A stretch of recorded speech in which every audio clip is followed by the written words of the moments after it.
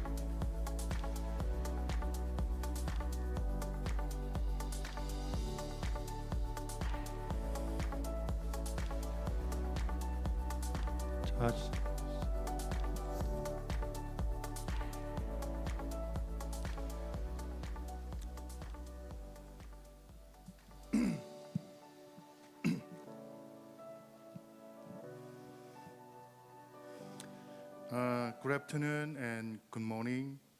Welcome to the International Arctic Science Cooperation Seminar.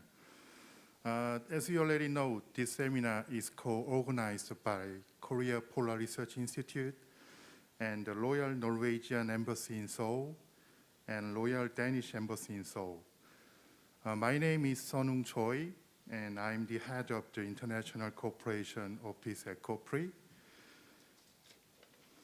And personally, it is my great pleasure and honor to be the moderator for this seminar today. And I'm also more than happy to welcome Arctic scientists and experts from Korea, Norway, and Denmark. Those are participating in this seminar through online or offline to share new ideas and insight with us today. As we already informed, today's seminar is going to be held with the theme of the new normal after the global health crisis and scientific cooperation in the Arctic. Before the start of today's seminar, I'd like to inform you a couple of notices. First, today's seminar is going to be held in accordance with the current Korean government COVID-19 safety measures and regulation. And second, this seminar is going to take place in a hybrid format, so such as online or offline access and attendance. Even though our technical staff are trying to their best to provide a stable connection for smooth seminar, but there might be a little bit unstable connection and some unforeseen technical matter. But anyway, this is going to be fixed shortly. But when it happens, just please understand this situation. And this seminar is going to be held in hybrid format. When you give a presentation, speak a little bit slowly. And lastly, I'd like to invite Dr. Hyung Choi Shin, Vice President of COPRI, to the podium. It's the opposite side, for welcoming remarks on behalf of Dr. Sung Ho Kang of COPRI President. Please come to podium.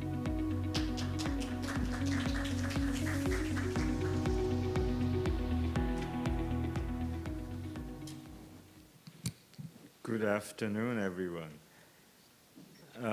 Let me first convey an apology from our co-president, Dr. Sung Ho Kang. He just had to excuse himself for another government meeting this morning.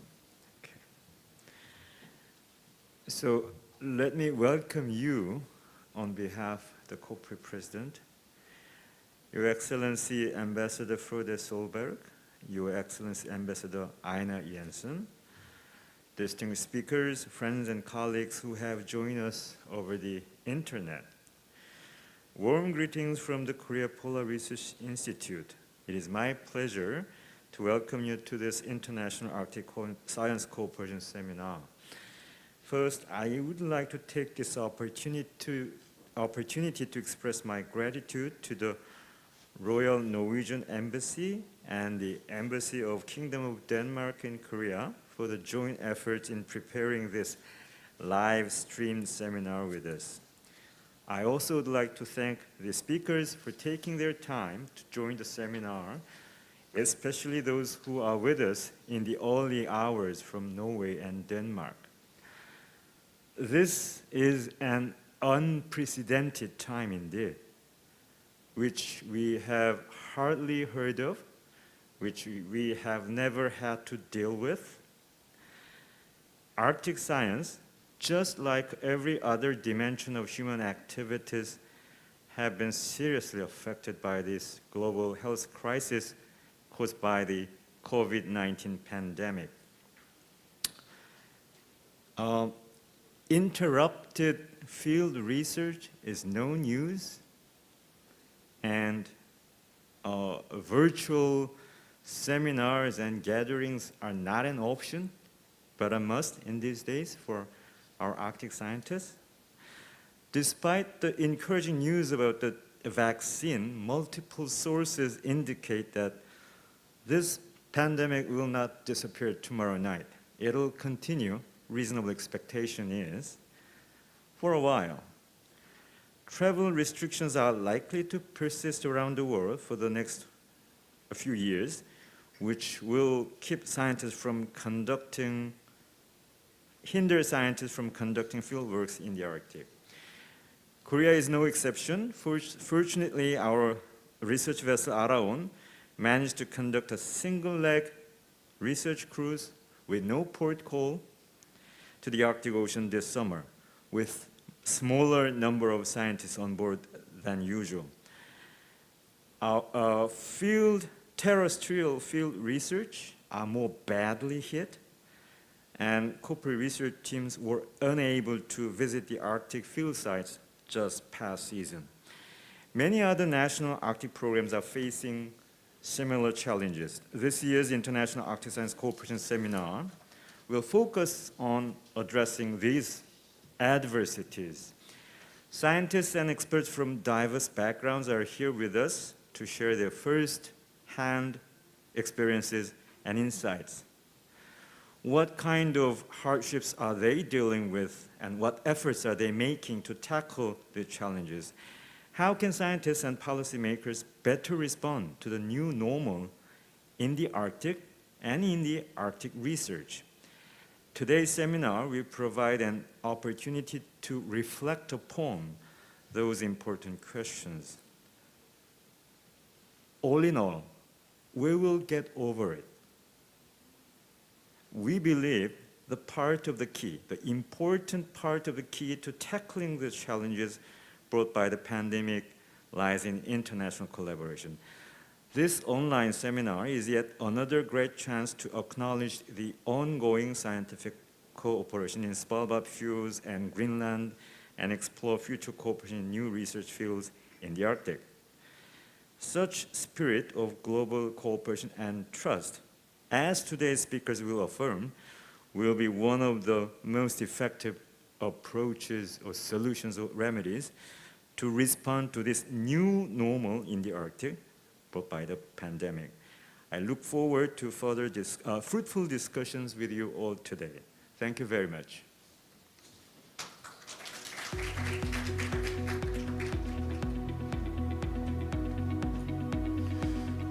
Thank you, Vice President.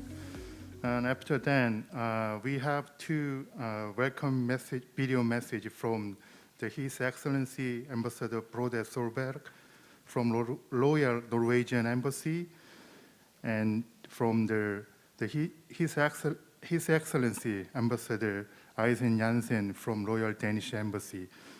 First, I'd like to invite Ambassador Frode Solberg from Royal Norwegian Embassy, but due to his tight schedule, Ambassador is going to deliver his welcoming message by video clip. Please watch the screen in front of us.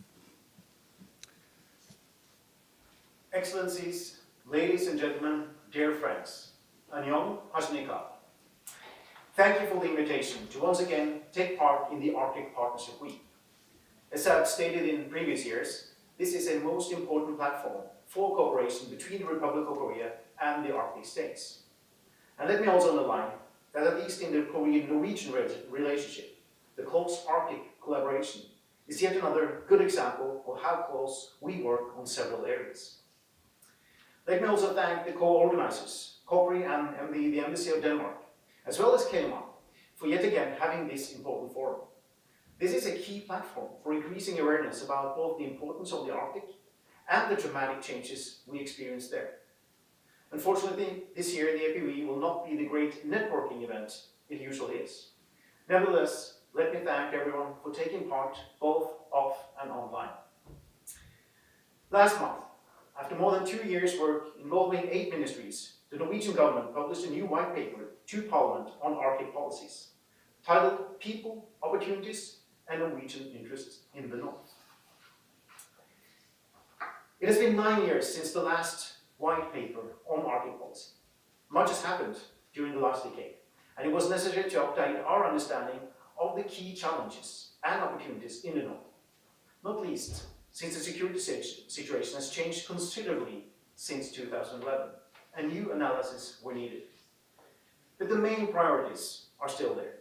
The white paper reaffirms our commitment to international cooperation and the existing multilateral framework, and its core interest for us to maintain good and close relations with our Arctic neighbors and countries that have an interest in this region. It also outlines Norway's ambitions for a strong and innovative Arctic region. The key message is that ensuring the North Norway is a strong, vibrant region is important not only for the North, but also for the country as a whole. And that investing in people in the Arctic region is also an investment in our security. Because security is important, and the white paper underlines the important basis that the Arctic remains a peaceful and stable region where international cooperation and legal order applies. This is a result of hard work and the continuous engagement of all the Arctic states and the beneficial and close cooperation with observer states like the Republic of Korea.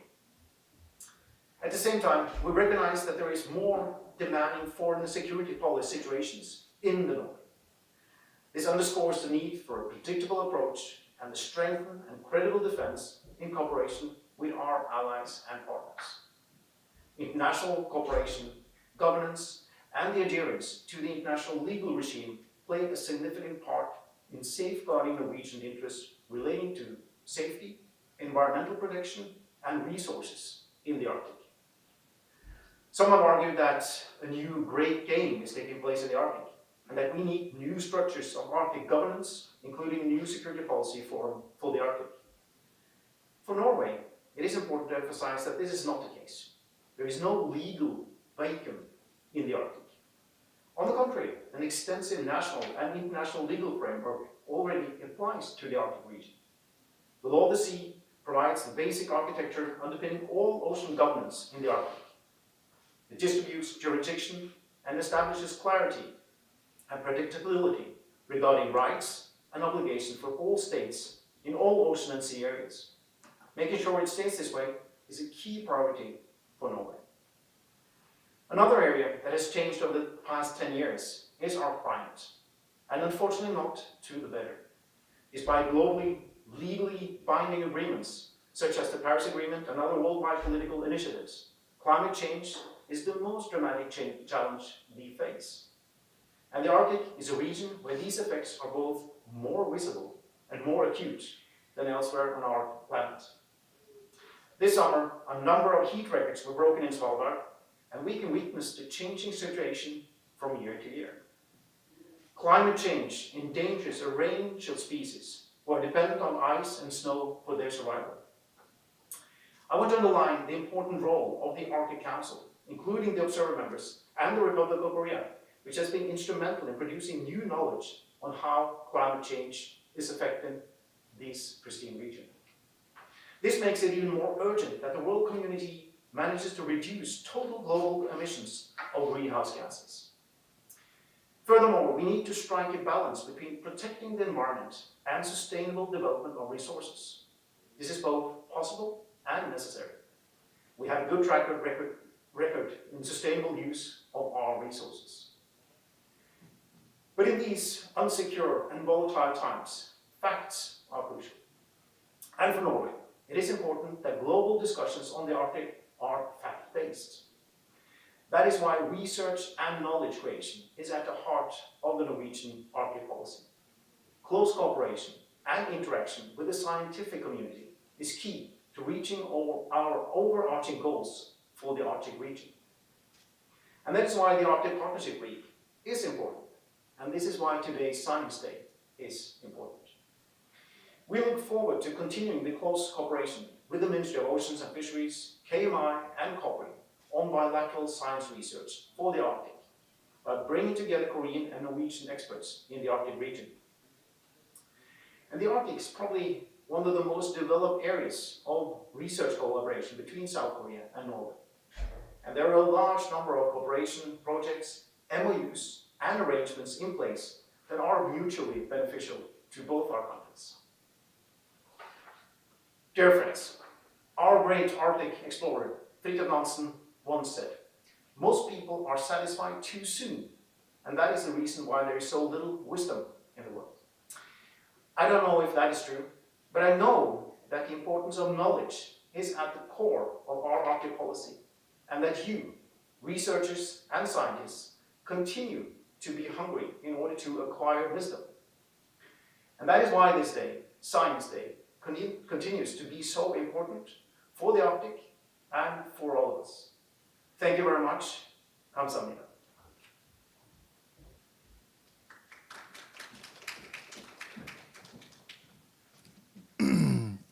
Sorry. Thank you, Ambassador. And after that, I'd like to invite His Excellency Ambassador Eisen Jansen from Royal Danish Embassy. Ambassador also delivers his welcoming message by video clip. Distinguished guests, researchers and co-hosts, my name is Arne Jensen and I'm the Ambassador of Denmark in Korea.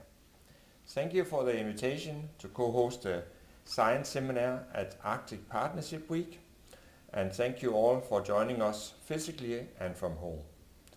I would like to share my sincere appreciation for our co-host, Korean Polar Research Institute, and our close Norwegian colleagues.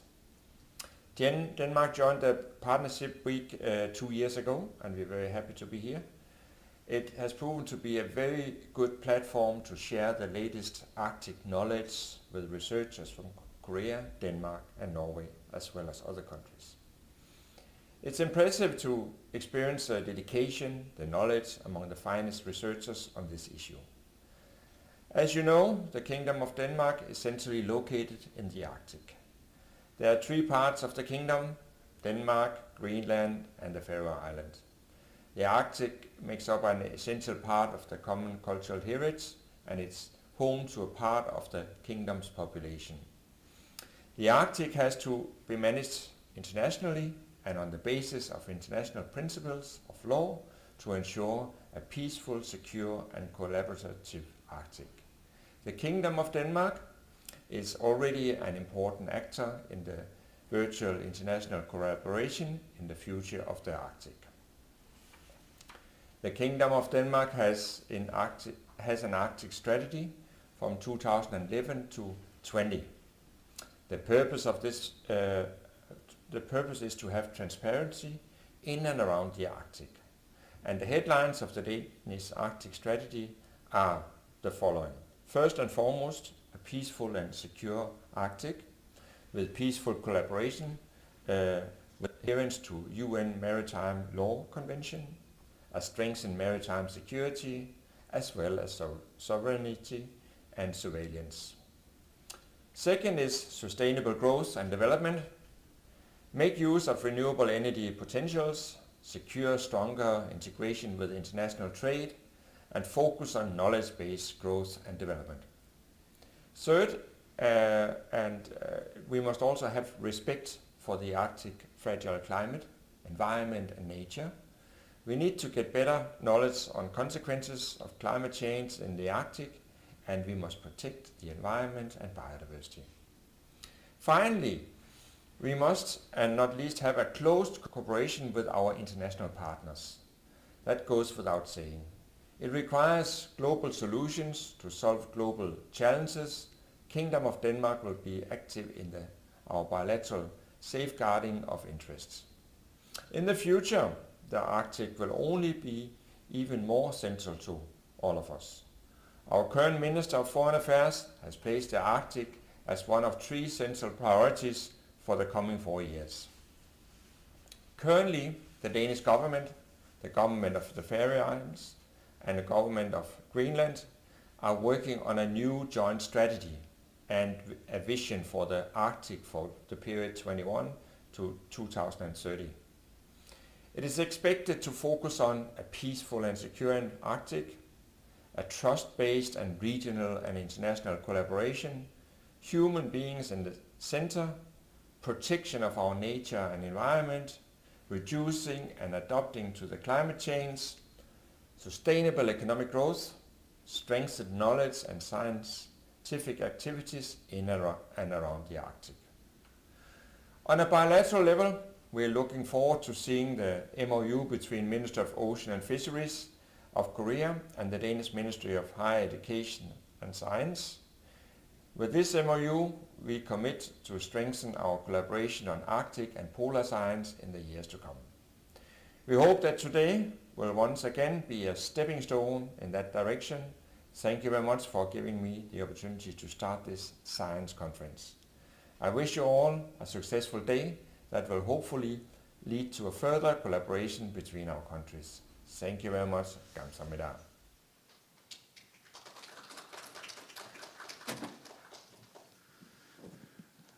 Thank you, Ambassador. And before the start of main seminar, we are going to have group photo time. So I'd like to welcome all the participants of these seminars here to the screen so that we can take a group photo together. And after group photo time, the seminar is going to start at 2 p.m. sharp. Thank you.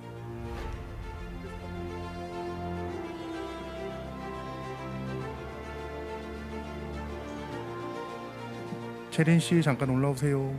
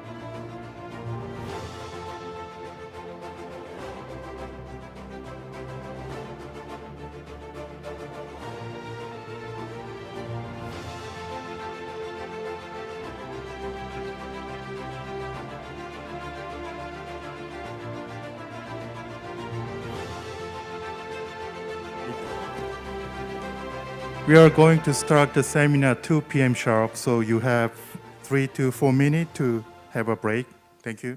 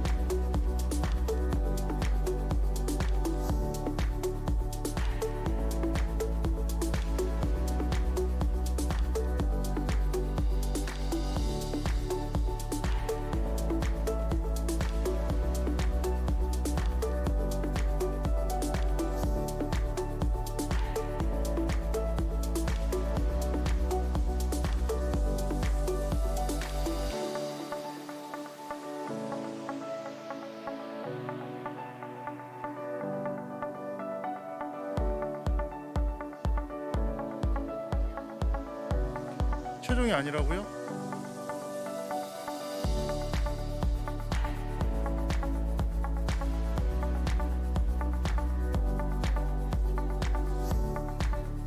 예, 그게 나올 것 같아요.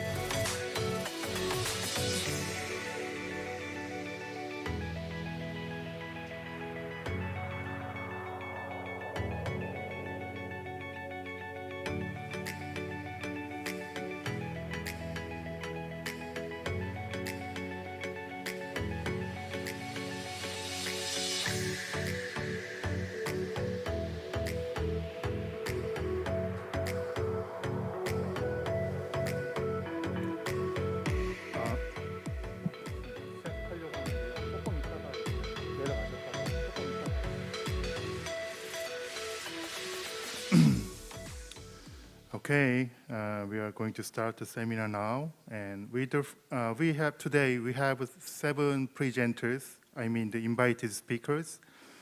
First, the presenter is Dr. Yu-Kyung Lee, and with the first 2 presentations, you'd like to provide an introduction to today's theme. So, what kind of scientific cooperation do we have between Korea and Norway, and also between Korea and Denmark?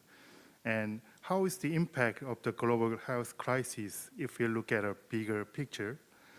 So I expect that the first 2 presentations will give us answer on those questions. Before inviting the Dr. Yu-Kyung Lee to the podium, I'd like to very brief introduction about Dr. Lee first. Dr. Lee is a principal research scientist at COPRI, and she is one of the most well-known Arctic scientists with many books and published, and female STEM mentor in Korea. Okay, I'd like to invite Dr. Lee to the podium, please.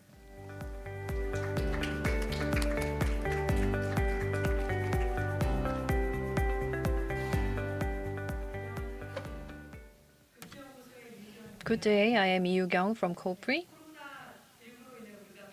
COVID-19 has changed our daily lives. Polar research is no exception and experienced much difficulties this year. In Arctic research, the challenges faced and how they are being addressed is the topic of my presentation today.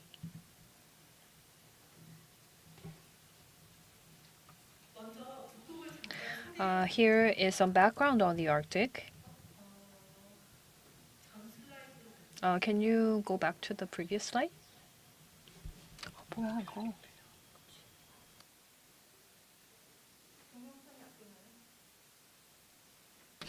Can you play the video, please?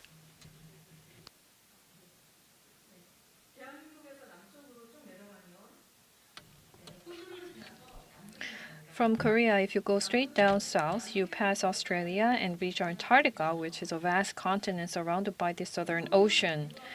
The Arctic is the opposite of this formation, with the Arctic Ocean surrounded by Siberia, Alaska, Canadian North Greenland, and Norway. This is the Svalbard Island governed by Norway, and this is where Korea has the Arctic Tasan Research Center. When you think of the Arctic, what is the first image that comes to mind?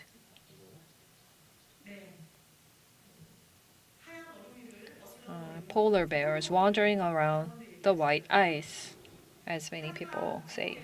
But the Arctic has more than just white ice and polar bears.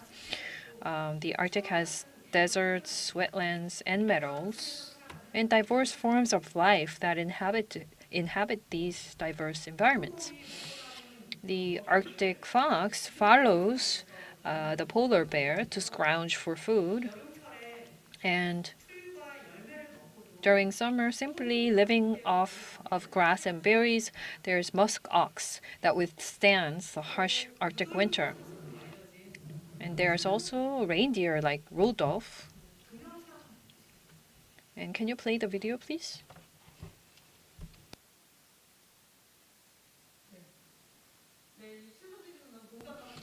So the reindeer is looking for food. And this is lichen, a reindeer's favorite. It used to be called reindeer moss, but it is actually not moss. But it is a fungus and also a phytosynthetic grass that lives together. And in the Arctic, there are migratory birds that raise their little birds in the Arctic and fly south before winter comes in the Arctic. Can you see this? So this is our research base, and right here you can see I'm sure you just saw it. You can see the beluga. Sometimes when you're really lucky, on your way to the research base, you can meet these Arctic animals. And there are even insects that live in this harsh cold that sometimes reaches 40 degrees sub-zero. And you wonder how they survive. According to some research, the insects that live in the Arctic, just like cicadas, live for 14 years below ground and grow little by little. And then in their 14th year, they come out of the surface, some of these insects in the Arctic.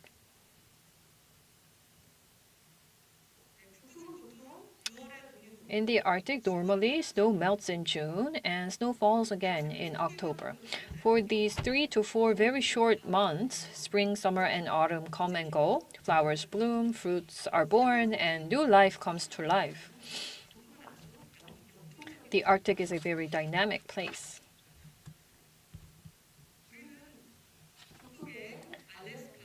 In the Arctic, in Alaska, the Canadian North, Iceland, Greenland, and Svalbard, and the Russian Arctic, we examine various research work. We look at the changes in the greenhouse gas concentration of CO2 and methane through continuous measurement and monitoring, and observe various factors related to climate change. We also look at how such climate change will impact the Arctic ecosystem. However, this year we were told by the Alaskan indigenous group that by email that we cannot enter this area this year. Until further notice, all other scientific research has been suspended. So because we couldn't go to the US,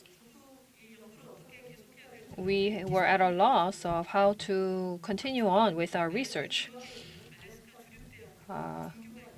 There is a branch of the University of Alaska in this location, so we contacted the researchers there. And through these local experts, we were fortunately able to retrieve the key data, but we were still unable to replace the battery of our equipment, so we cannot continue observation from the summer of 2020 until next year. In Canada, COVID-19 also barred us from entering Cambridge Bay in Nunavut. Nobody was allowed to go there. But fortunately, researchers at the Canadian Arctic Research Station, or CHARS, agreed to measure the winter concentration of CO2 for us. And also, through a local research support provider, we were able to get data that they retrieved on our behalf and replace batteries. So the equipment there are continuing to be in working order. Our Dasan research base in Svalbard, Nielsen. And here we look at the aerosols and DMS that affect the atmospheric temperature. So we continue to monitor the concentration level, but nobody could go to Svalbard this year. So the Italian scientists retrieved the aerosol filters for us, but in return next year, we agreed to retrieve the Italian aerosol samples on their behalf and send them over to them. But we hope really for the COVID-19 situation to improve next year, and we really hope to be able to be good on our word with our Italian partners.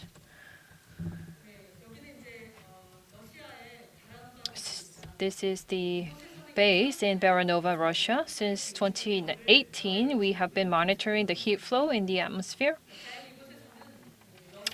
And the Arctic and Antarctic Research Institute repaired our observation equipment, collected data, and sent them over to us. But sadly, in Iceland, we were unable to replace key consumables that need to be replaced on a regular basis for the equipment to continue working. We actually manufactured these equipments ourselves, so we could not ask anybody else to actually replace the key consumables of these particular equipments. And so from March 2020, observation here has stopped. Despite COVID-19, scientific research in the Arctic continues through our efforts to overcome challenges other than Iceland. In other areas, to a degree, our research continues on. And this year, I was dispatched to Norway, Tromsø, Norway, for a year, and I came back to Korea 3 weeks ago.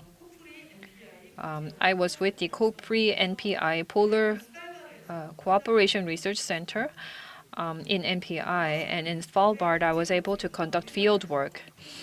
And in all of Korea, I think this is the only example of an on-land and field work done on the Arctic.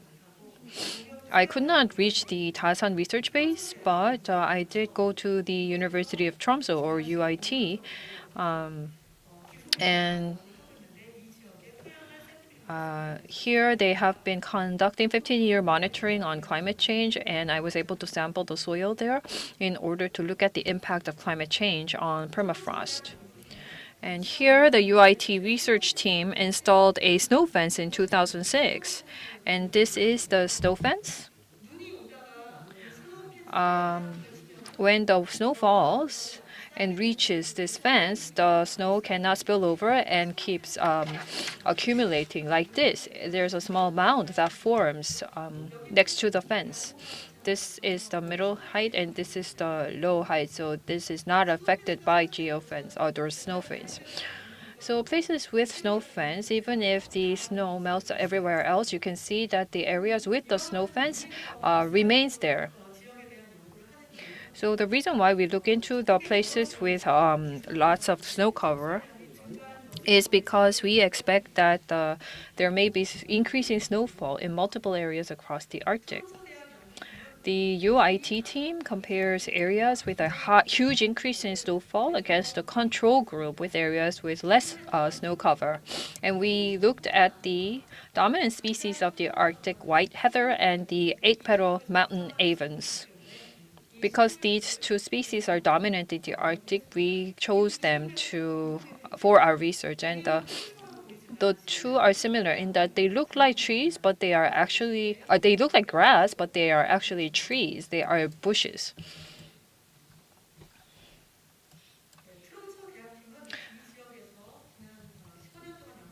So as they proceeded with the 15-year research in this area, the UIT team conducted continuous monitoring and found that if there are more snowfalls, the snow protects the ground beneath. So the ground beneath actually warms up. And as the snow melts, water is applied to the soil, so the soil becomes more humid. And as a result, the soil organic carbon is more actively degraded, according to the UIT team. And also,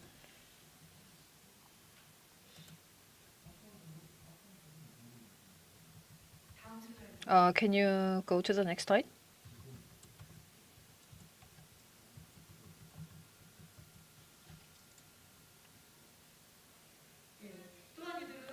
So this team also observed that greater the snowfall and the snow cover, as you saw, with the high snowfall and snow cover, the snow remains for a longer period of time, and this shortens the growth of period of plants and the period when the plants can receive sunlight. So this leads to less and less bushes and more mosses. This is a satellite image of our research locations, A, B, C, D. So we have 4 sites and 3 snow fences in each site. After the paper was announced, vegetation monitoring continues every year, and I was a part of the vegetation monitoring this year in the region. And as I actually went there, I saw that in areas where there was deep snow, Mosses usually mostly remained on the ground and the bushes all disappeared. But right next to this area, in the control group, you can see that there's a very healthy vegetation. So this means that snow has actually stunted the growth of the vegetation. And in some places, because of the higher temperature, in this case, you can see here that temporarily there was a brook that formed. And in fact, these are all areas where there used to be some plants covered by vegetation. But because of the snow cover, the ground became warmer and the permafrost thawed, and this region turned into a wetland, and the vegetation could not grow any longer, and they were inundated. The places were inundated. And this here is a 2-hour walk away from the road and the farthest observation point that we have. So at first glance, they all look similar. These are all areas with high snow cover, the top 2 rows, and then in the bottom you have the medium snow cover area, and the last 2 squares indicate a control group with not much snow.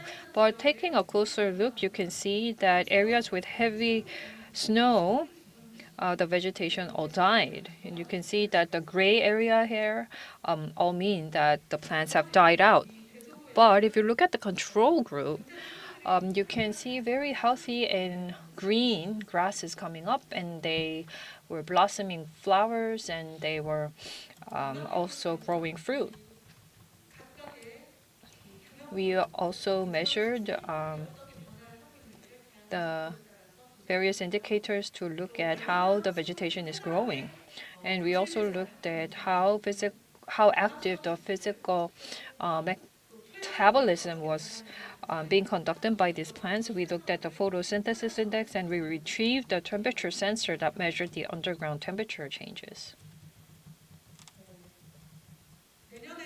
So I hope next year COVID subsides and we can restore all the equipment currently on hold so as to continue field observations in the Arctic. Thank you very much.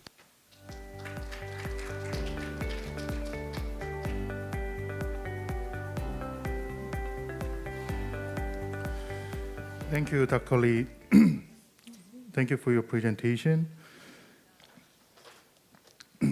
Sorry. And now I would like to give the floor to Mr. Esker Rosenberg. Mr. Rosenberg, who is a close friend of COPRI, and he is a Science and Innovation Counselor at Innovation Center of Denmark, Seoul, Royal Danish Embassy in Korea. As I know, since 2018, he has been planning, developing, and supporting Korea and Denmark bilateral collaboration in the area of science and technology and innovation. Okay, today's talk is entitled as Arctic Science Diplomacy in the Kingdom of Denmark. Mr. Rosenberg, please come to the podium. Thank you.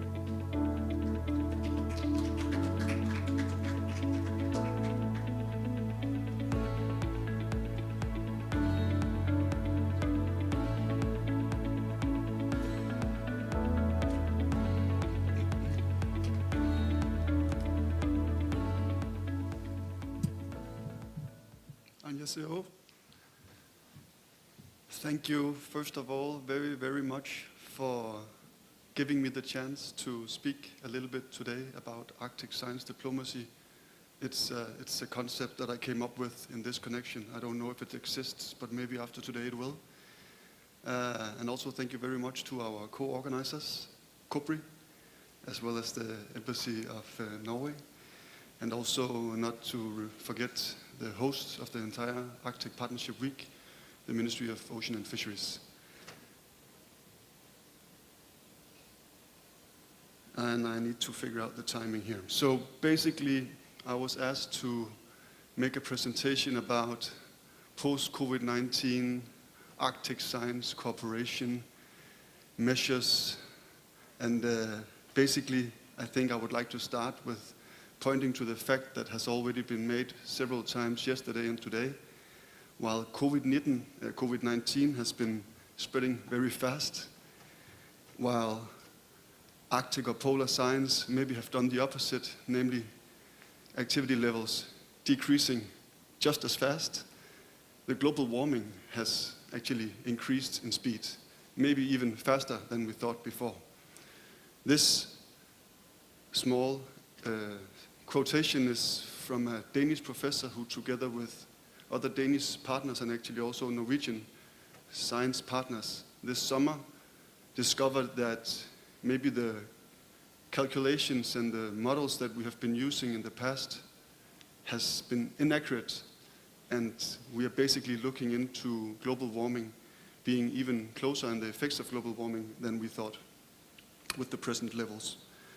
So yes, COVID-19 has decreased scientific activities, but they haven't decreased the need for further scientific activities.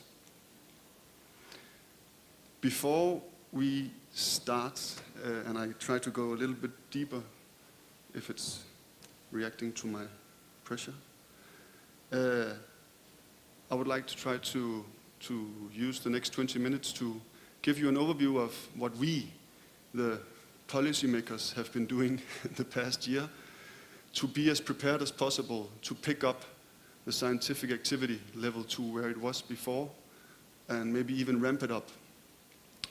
And I've structured my presentation in the way that you see. But first, I need to bring a big disclaimer.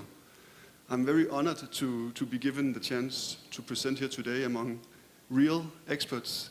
I don't consider myself an Arctic expert. I don't consider myself a scientist, because I'm not. I'm basically a graduate from a business school that now works with science diplomacy. So one could maybe say that I'm slowly but steadily becoming a science diplomacy expert. But basically, I personally stumbled upon the Arctic by accident just after moving to Korea 3 years ago. In February 2018, my first assignment to the Embassy of Denmark was to prepare the program of our the acting ambassador of Denmark, who's in the middle of the three persons up in the upper right-hand corner. Hanne Fugl Eskær, she's now the ambassador of Denmark in Canada, as well as representatives from Greenland and Faroe Islands when they were conducting their first bilateral Arctic consultations with their Korean counterpartners. So that's basically when I learned that Arctic science was something that you in Korea are very focused on.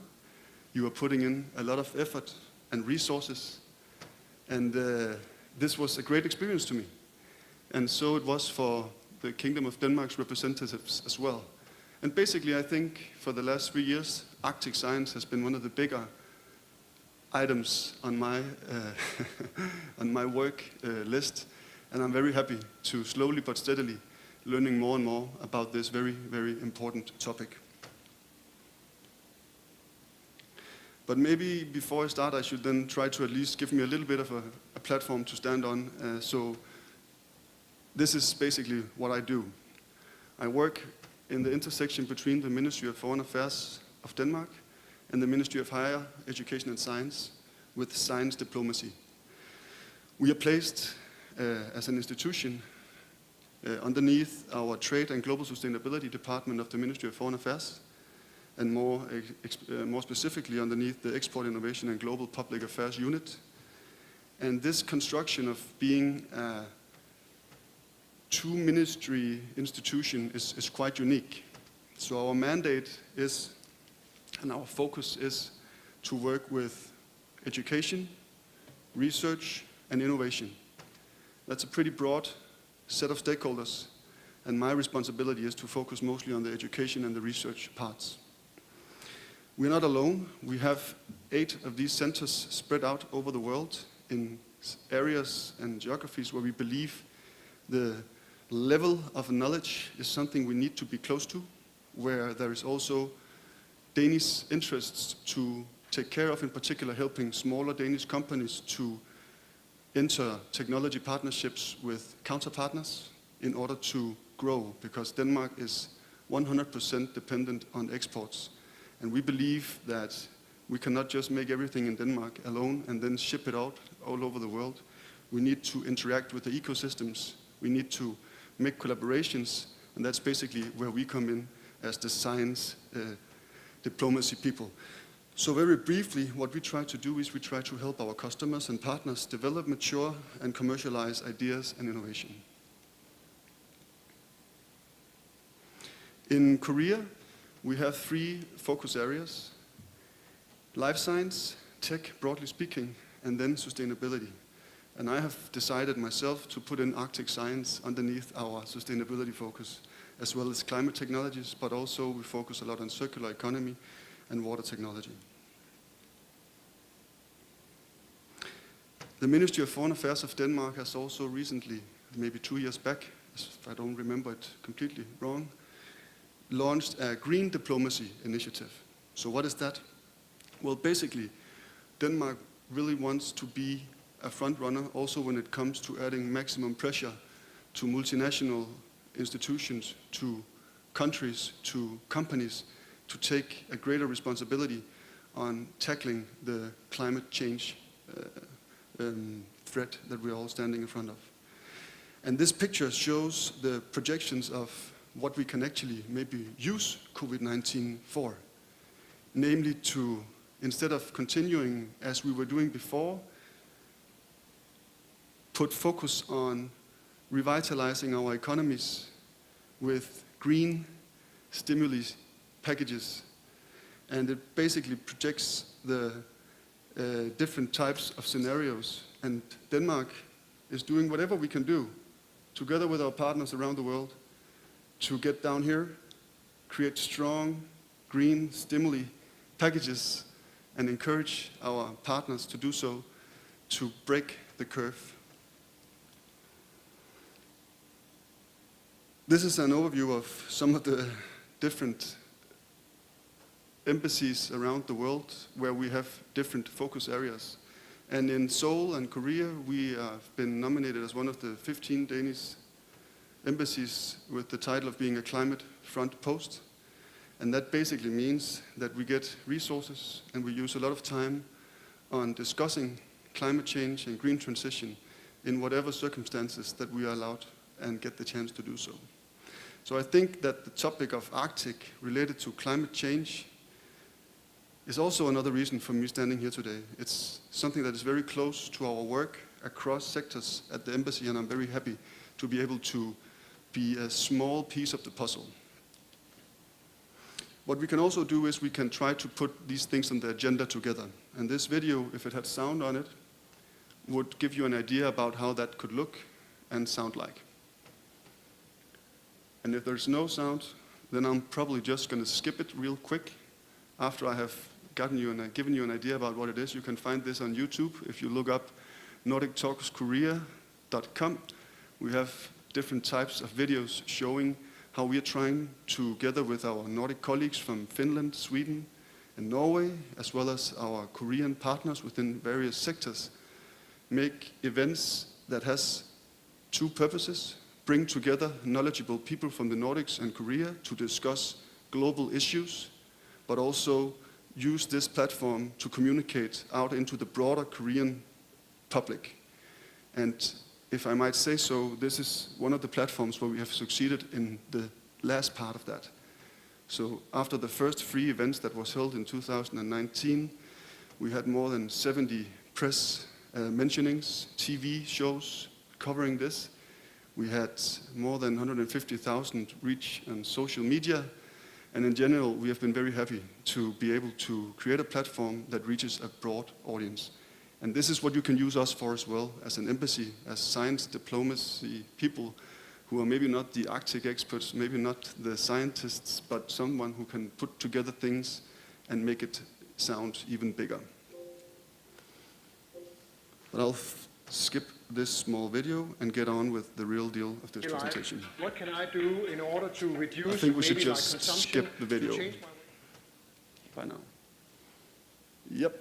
Okay, so I'm pretty sure that most people by now know that Denmark and the Kingdom of Denmark is also an Arctic state. We've been trying to tell that story for the past couple of years. So I will probably also go over this slide really quick, but just to give you maybe some proportion, if you bring together the 3 countries of the Kingdom of Denmark, we're all of a sudden the 12th largest country in the world. And that obviously has to do with Greenland. For sure, it has nothing to do with Faroe Islands or Denmark. So what about Arctic science diplomacy? Well, we stand on a foundation that my ambassador has been also telling you about yesterday and briefly today. We stand on this Arctic strategy for the Kingdom of Denmark that is running out, basically. And that is, again, to repeat Einar Jensen, a peaceful and secure Arctic region, sustainable growth and development, respect for the fragile Arctic climate, environment and nature, as well as, and not least importantly, our close collaboration with international partners. Our relatively new Minister of Foreign Affairs has prioritized the Arctic very, very, very high. It's one of 3 central signature projects central initiatives. As you can see, green diplomacy is part of his signature projects that he has rolled out and that we are now implementing. And a joint Arctic strategy between the partners in the Kingdom of Denmark is one of his central initiatives. So that basically means that people like me, we need to deliver to those ambitions. And how do we do so? Well, at least in my personal and very humble opinion, we need to take a triple helix, if not a quadruple helix perspective on doing Arctic science diplomacy. We can not only work with scientists, we can not only work with companies, we can not only work with policymakers, we can not only work with the public. So in quadruple helix figure, there would be another circle to this one, and that's probably in an Arctic setting where you would put in the indigenous people that we're also talking about every time we're meeting and discussing what to do. So we need to bring these things together, and we need to make structures and governance and models and facilitate various types of collaboration and knowledge sharing in order to actually make a difference. So that's pretty difficult to measure, but if we cannot measure it, we cannot change it. At least that was my father always told me. So basically, one way of measuring that, there are many, could be to have a look at the Global Innovation Index and try to use some of those same building blocks that they have been pretty successful in putting together for the past many years in order to actually track and measure development for innovation capacity. And that is basically the structure of the rest of my presentation, where I will attempt to try to give you an overview of some of these building blocks, how they looked in the past, and how we have tried to, for the last year or so, change them for being prepared to increase scientific activities after COVID-19 has lost its grip. So, if we look at the political, regulatory, and business environment, these things is also familiar to most people who are dealing with the Arctic. This is some of the basic foundations that we are standing on, the Ilulissat Declaration, as well as the Agreement on Enhancing International Arctic Scientific Cooperation from 2018.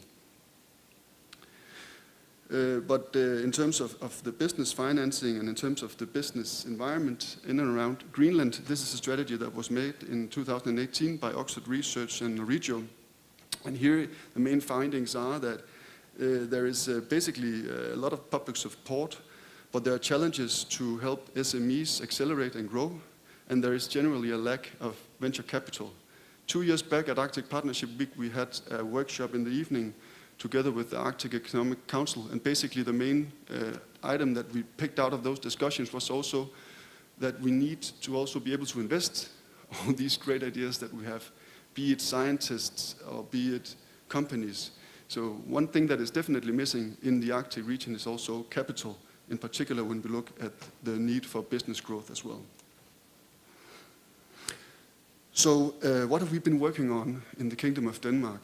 As Einar has mentioned a couple of times, we've been working on a new Arctic strategy. He has also highlighted this in the small video presentation before my presentation today, so I will skip that over. I'm just very happy to see that the strengthened knowledge and science in and around the Arctic is still one of the top priorities. But of course it also has to do with sustainable economic growth and so on and so forth. Another thing we've been working on has been this new 4-year action plan between Denmark and Korea. It's coming back from our Green Growth Alliance. So generally speaking, at least when we are making presentations from Denmark, we say that Korea has 3 major alliances. One with US about defense, one with China about trade, and one with Denmark about green growth. Maybe it's wrong, but that's at least how we put it into a narrative. This agreement will be signed in the beginning of the new year, and it is heavily focused again on sustainability and green transition. And here there's even some concrete mentionings about Arctic cooperation. And also science, technology, and innovation is a very important aspect of this new 4-year action plan. That will be signed very briefly. Another thing we've been working on has to do with human capital and knowledge, but let me get back to that. So again, we have a foundation we are standing on, and that is the Kingdom of Denmark's Arctic Science and Education Strategy that comes out of the overall strategy for the Arctic. And if we look a little bit on the numbers, I can maybe do this a little bit quickly, not to run over time too much. You can see that according to fractional accounting, the Kingdom of Denmark actually has quite a large number of co-published publications. The Kingdom of Denmark is quite active within Arctic research in comparison to other areas in our scientific environment. You can also see that the level of international cooperation with Danish scientists is relatively high, South Korea and Germany as well. And if you look at where the most of our research is being done, the highest output is within natural sciences, technical, and health science. And basically, the Arctic research conducted by people from the Kingdom of Denmark is being used in many other academic environments.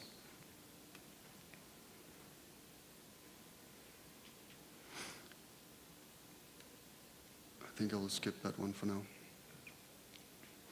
Okay, so again, what have we been doing the past year in Denmark? We've been developing a new green Danish research strategy that was announced in October. We, as innovation centers where I work, were pitching into that process in terms of finding out where should we put the focus for the next coming years, where should we put the majority of our investments. And basically it secures a strong and long-term funding ambition for green research. It maintains or expands 2020 levels. It determines political priorities for research and innovation activities. And I think most importantly to point out, it identifies and prioritizes 4 green missions that in 2021 will receive extra funding. And that has to do with CO2 capture and storage, Power-to-X, environmental agriculture, and circular economy. It's also worth noting that Arctic Science has received a dedicated budget in this new green research strategy. It didn't have that in the past, so that's also new. And it was announced that a relatively high amount large amount of money was being invested into making a new ice-breaking research vessel for Denmark. 50% financed. Right now the process is that they're finding the rest of the funding and they are building the tender.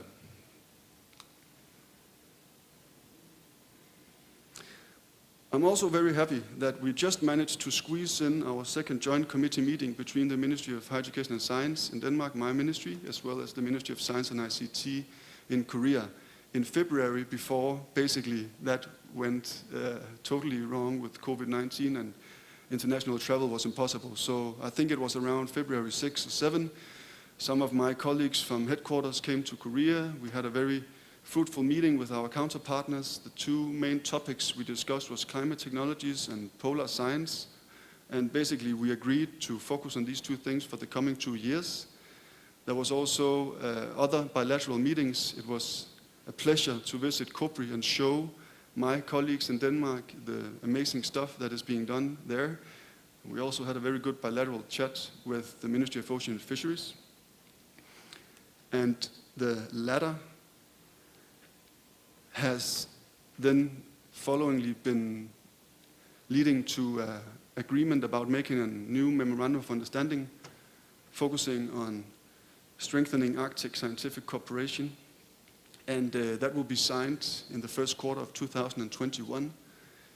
It will focus on exchange of information concerning polar research, including infrastructure. And it will focus on developing and testing technologies such as UAV. And it will also focus on the utilization and dissemination of research outcomes of polar science. I'm very happy that we have been able to do this throughout this year. And again, I can only thank COPRI for being an amazing partner in this. And we look so much forward to getting to the implementation and action plan and governance structure for dealing with this.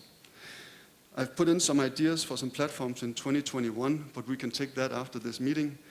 But I would just like to highlight this Arctic Council Jubilee expedition that is supposed to take place in May.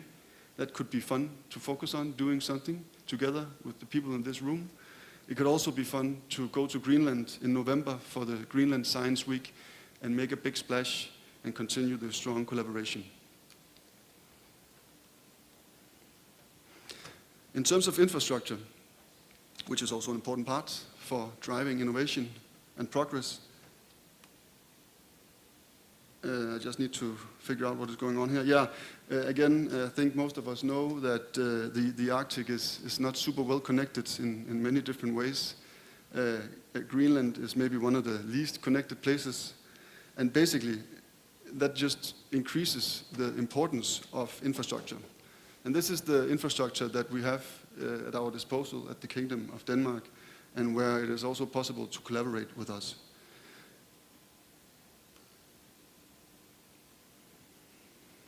But there's also more new ice-breaking research vessels in the making, one from the Faroe Islands and one from Greenland. So again, generally speaking, on the asset and infrastructure side, I also think we are becoming a more and more interesting collaboration partner. And I have more details if people would like to dive into that. I would just like to highlight this ISAFIC portal again. It's a user-driven platform for sharing resources, planning, logistics, so on and so forth. It is quite powerful, crowdsourced, but of course it's never stronger than the people who are using it. And then, as a conclusion, I would like to highlight the International Arctic Hub that we have been talking about in Denmark for maybe a little bit too long. But what we have done in the past year is that now we have actually opened it. So the first people in this secretariat has been hired, the board is in place, the door is open, and basically we are ready to help our scientific environment in the Kingdom of Denmark, as well as the international scientific environment, to speed up things as soon as travel allows. And that was the concluding words from me. And if there's time for questions, I would be happy to go into them. Kamsahamnida.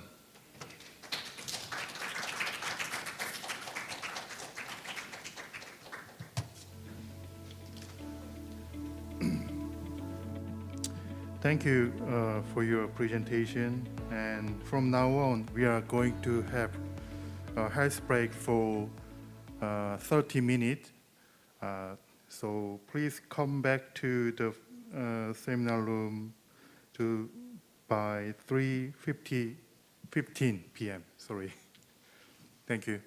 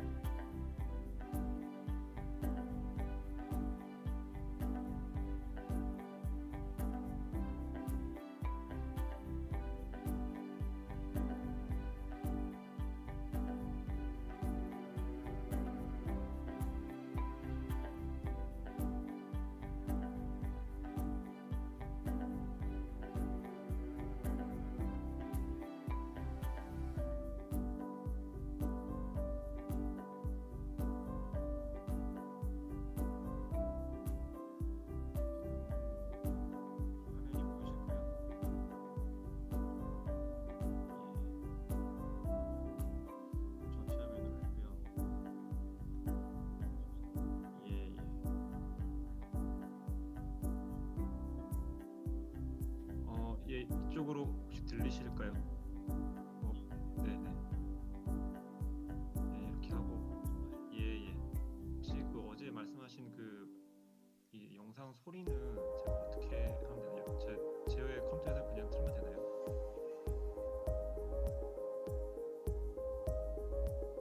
제 거에서 지금 틀면 소리가 좀 커서 예. 이게 어제 이제 보니까 그 컨퍼런스에서 이제 이 줌에서 들리는 소리는 기본적으로 그렇게 크지는 않은데 제 거 이거 소리가 너무 커가지고 제가 소리를 되게 죽였었거든요. 제가 너무 불편해서 그러다 보니까 이제 줌 회의 소리가 안 들리더라고요.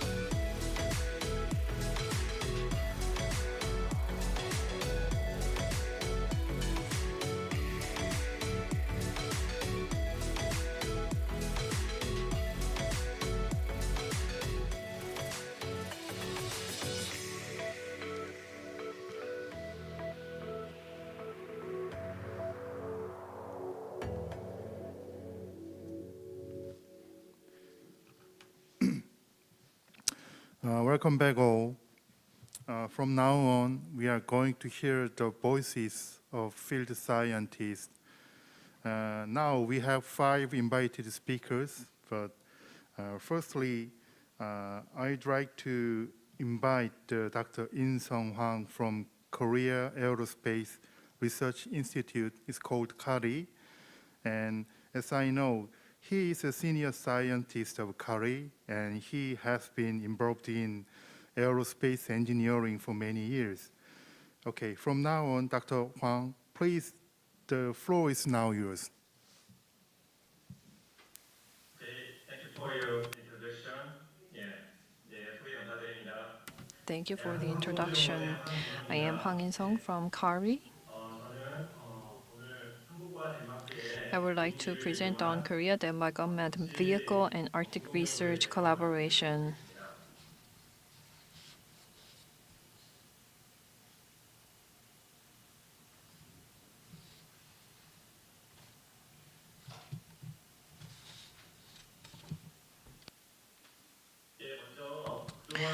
First of all, over the past several years, I would like to present to you the progress made. As you can see in the picture, in April 2017, for the first time, we had the very first Denmark-Korea Joint Committee meeting on science and technological cooperation. From this committee, we focused on the keyword drone and looked at what kind of research is ongoing in each of our states. And in October the same year, in Odense, Denmark, we participated in the Unmanned System Nordics 2017. And here we exhibited the Korean tilt-rotor UAV TR-60 and meteorological drone that was developed by us. And with Denmark and with Danish and German scientists, we exchanged information on drone-based research. And in January 2018, the biggest drone event in Korea, which is held in Busan every year, the drone show, hosted our delegation from Denmark, and we engaged in further networking activities. Then, moving from Busan to Daejeon, we hosted once again our Danish delegation. And we also invited SMEs who research the drone area. And we held a tour of relevant facilities. And we were able to come on the same page when it comes to the drone research. And in August 2018, in Denmark this time, we engaged in a more specific area of research cooperation. And between KARI and DTU, we engaged in working level and practical discussion to sign an MOU. And based on these progress made in 2018, the Korea-Denmark summit took place, where Arctic research with UV technology and autonomous infrastructure were presented. So in 2018, KARI and DTU were able to sign a MOU. And in 2019, based on this achievement, we turned the cooperation into a research task, and we were supported on the research funding. And in 2019, in Daejeon, KARI and DTU Space held a joint workshop to discuss more detailed discussions on Greenland as a research base and the topics and scope of research. And in October 2019, we received a funding from the Ministry of Science and ICT and embarked on research. And the final photo shows the photo taken last year. It's already been a year, where we visited the DTU for a kickoff meeting. And at this time, we set up a plan for the 5-year research and what kind of research activities should take place using drones. I know that the photo is quite small, but in the photo we have Dr. Forsberg in the picture as well. and the entire research team as well. And as you are well aware, the reason why we chose Greenland as a location for our research is because iceberg has been rapidly retreating in Greenland, and not only in Denmark but over the world. All the staff at COPRI also conduct research in both Antarctica and the Arctic, and we wanted to focus on Greenland for a drone research. COPRI is a partner in this research, and they usually use satellite to receive data for Arctic and polar region research. But as you know, the satellites are very difficult to pinpoint its control. We cannot take the image the exact moment we want to take the image and in the exact location. So in this area, drones are easier to control, and we can fly the drones to the location we want, and we can get the precise data and take the photos where we want, whenever we want. So in order to complement what satellite images lack, we decided to use drones in our research. So that was the reason why we came to choose this as a research topic. So currently, Korea and Denmark has a joint research. Starting in October 2019, we will be engaging on this project for 5 years with a funding of $2.5 million from the Ministry of Science and ICT of Korea. And the topics would include, as described, high-precision glacier modeling using UAV in Greenland, and also how to operate drones in the polar environment. Well, CARI is a specialist organization in UAV, but flying UAVs in harsh conditions as Greenland, what would be needed and what technological support will be needed, these are areas where CARI does not have much knowledge. So we want to develop knowledge in this field as well. And finally, we want to acquire basic data on the iceberg, map them, and link them to the satellite for a joint research. That will be the main topic of our research, but we also want to encompass atmosphere or microbiological research as well. This picture is the organization structure of our research. As I said, we are funded by the MSIT, and CARI is included here, and COPRI is also a part of this project, and we have a number of drone companies in Korea that help us, really were supportive in being a part of our research in Greenland. And from Denmark, we have DTU Space as the main organization, and very gratefully, the Joint Arctic Command of Denmark decided to support us because we have a number of drones that we are going to use for this research, and they decided to help us in transporting the drones. And I would like to take this opportunity to convey my appreciation to the Joint Arctic Command of Denmark. And to go into the specifics of the expected outcomes, we developed UAVs at CARI. So in order to operate UAVs in the Arctic conditions, we want to conduct research into the Arctic environment. And as we define the Arctic environment requirements for the UAVs, we are going to look at the atmospheric conditions such as the average temperature or the sunset or sunrise times. So these data will be sorted out. And as you know, the navigation in the polar conditions may be difficult, so we need to define these operational requirements. And the harsh environments also need to be better understood for us to prepare our UAVs to operate in these conditions. And as we operate the drones, we want to fly them over icebergs.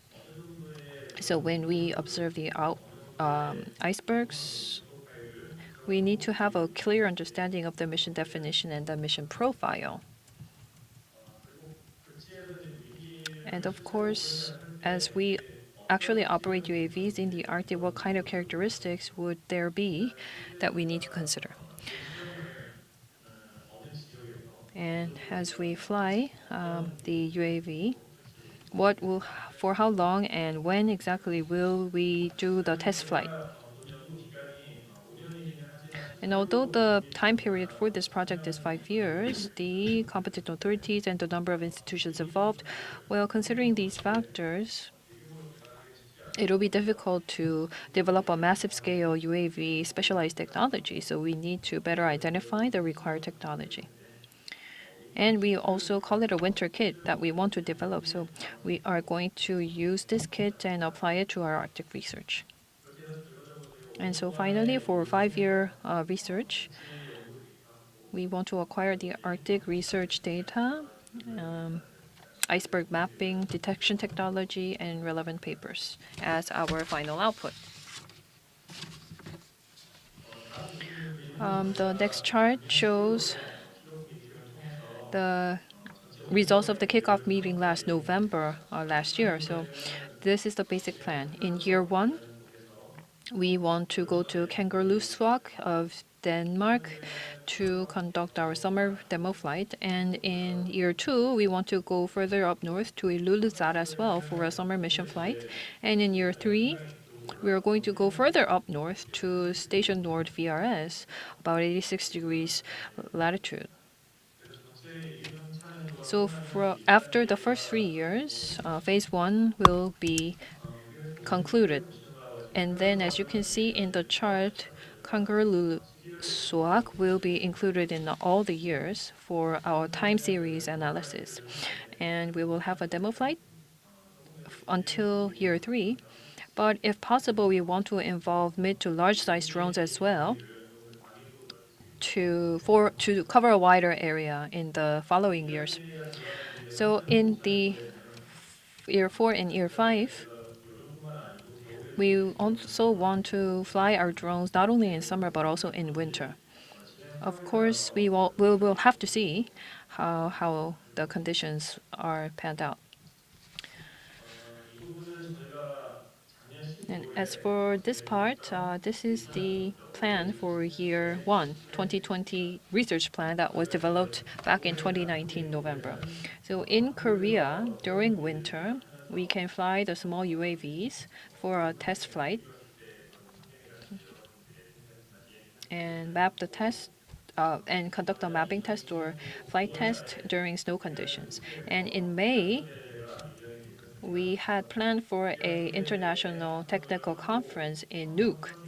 So we wanted to take part there, and after the conference, we wanted to go to Kangerlussuaq for a field survey to test out our small UAVs and to better understand the situation or the means of transportation there. And in August, in Greenland, Kangerlussuaq, we wanted to conduct a demo flight for 2 weeks. However, as you know, because of the COVID-19 pandemic, all the research planned out for this year could not move forward. And I really was looking forward to visiting Greenland, but I couldn't make that trip. So this international conference and demo flight has, for now, been postponed to May 2021. And come May, I really hope that I can go and conduct the demo flights. Kangerlussuaq, Ilulissat, and VRS are located on the maps, as you can see on the slide. And as you know, Kangerlussuaq is where the hub airport of Greenland is located. And it is relatively easier to access there. And icebergs near this region will be the first spot of where we will be flying our UAVs. And as for Ilulissat, there is the DTU Space Base Station where we can also test our flights. It'll be a good location for tests. That is why we chose this location. And as for 81 latitude, VRS is, as you can see, quite high up north. And we want to, if conditions allow, want to go there and test our flights. And next, these are the UAV candidates developed by Korean companies. On the far left, you see the ThrillSec meteorological observation specialized drone. So it has a multi-copter that can actually fly vertically, which is not easy to do.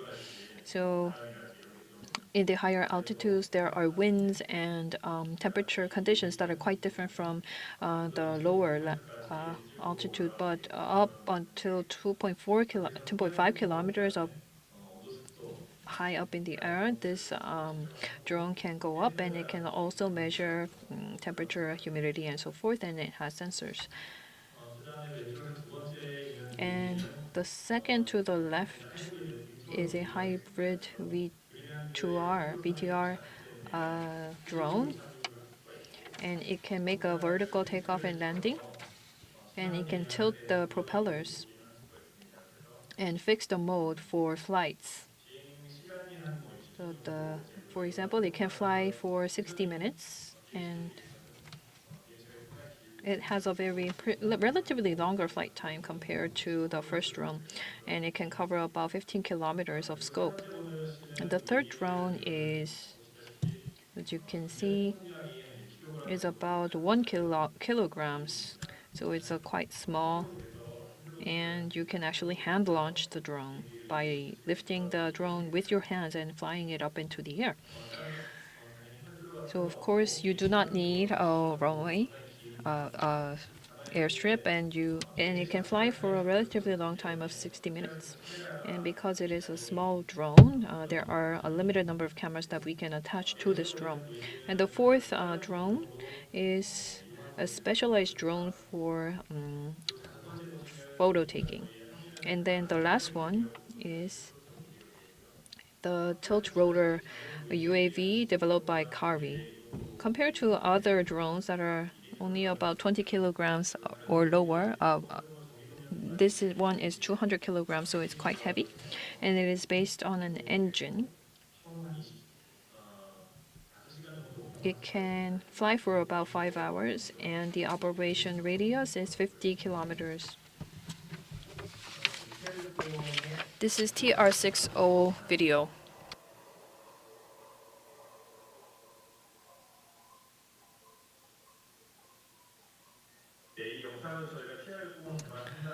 After we developed TR60, we wanted to test fly the takeoff and landing on the vessels. So you are looking at the test flight on the vessel. And when we operate TR60 off from the vessel, and if we apply this condition in Greenland, we will not need an airport or on ground. We can actually fly this drone off of our vessel to conduct the research. So in order to observe the icebergs in Greenland, I think this is a good condition to send the drone to the location we want. It's easier to operate this way. TR60 technology will be used to obtain data from a wide range of the location. But of course, TR60 is quite heavy, and there are other risks. So it will not be easy to apply this on the field right away. We will first start with the smaller drones that I showed earlier to test out sufficiently and to understand the environment. And when we are confident enough, we will take the TR60 to Greenland for a test flight.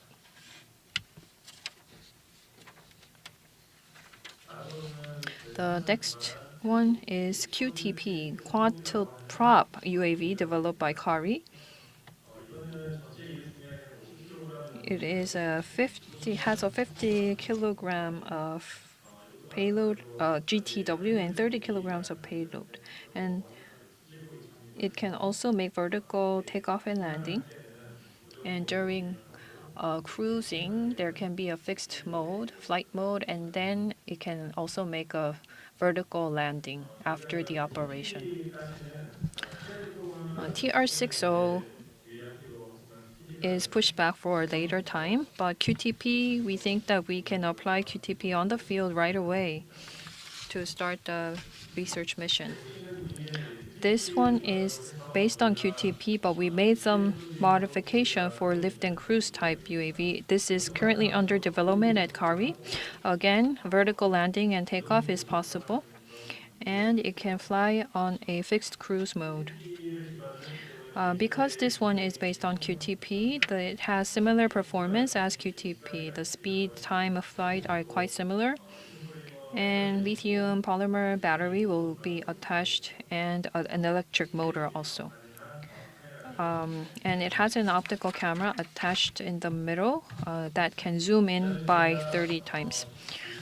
And lithium polymer battery test has also been conducted to find the optimal condition. We tested out the room temperature 25 degrees and 5 degrees and 15 degrees sub-zero.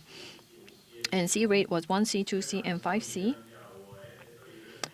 12,000 mAh battery was tested. So you can see the graph which shows the outcome of this test. The blue is room temperature, the gray is minus 15 degrees Celsius. And as you can see in the graph, in minus 15 degrees, the voltage drop was more severe.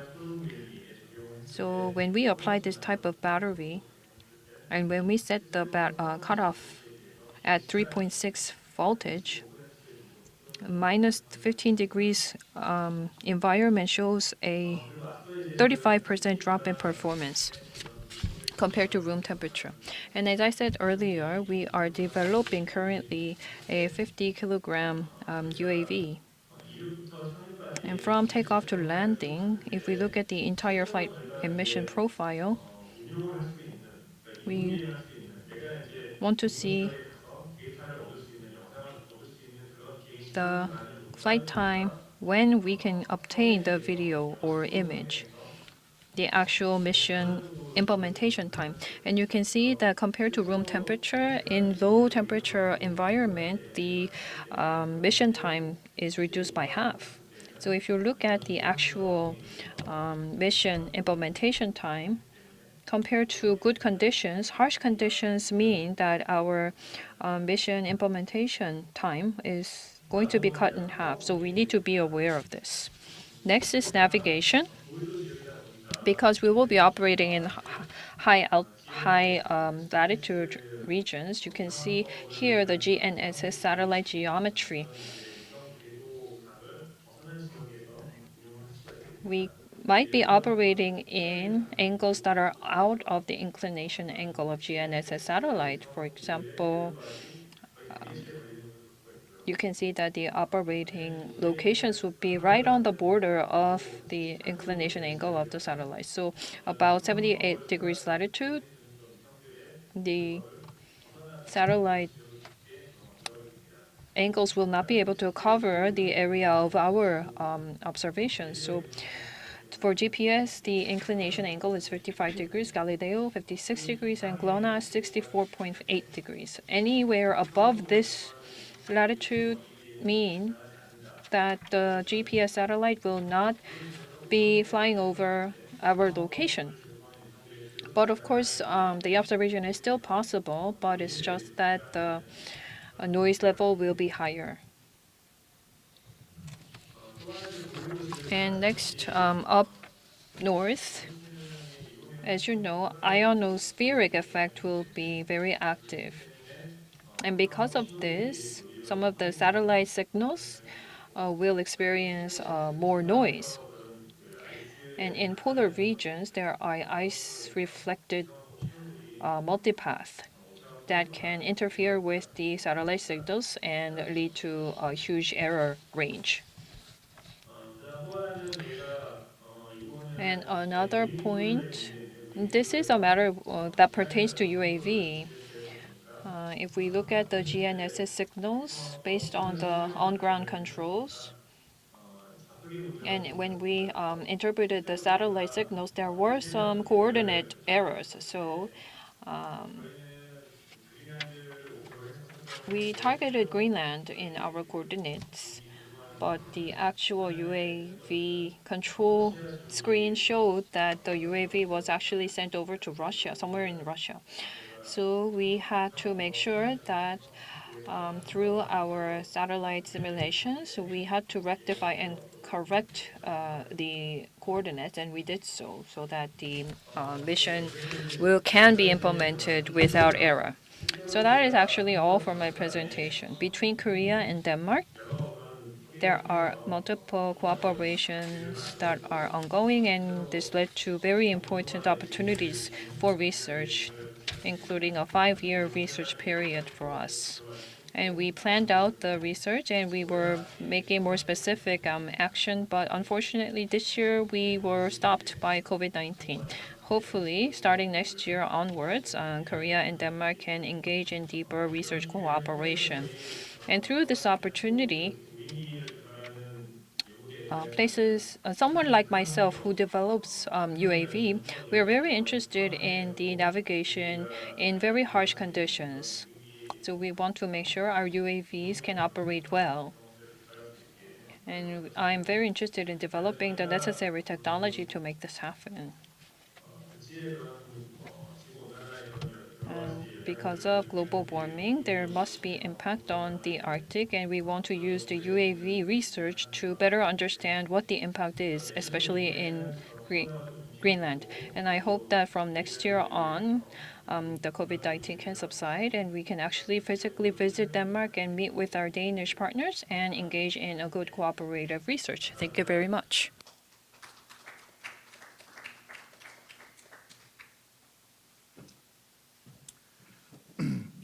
Thank you for your presentation, Dr. Wang. And the next speaker is Professor René Polsberg from the Technical University of Denmark, or DTU Space. He has worked extensively with geodetic, satellite, and airborne research for cryosphere monitoring, geodesy and mapping, and Earth observation. And he has led many field expeditions in Greenland, including campaign in Svalbard, Norway, and Arctic Canada, and the Arctic Ocean as well.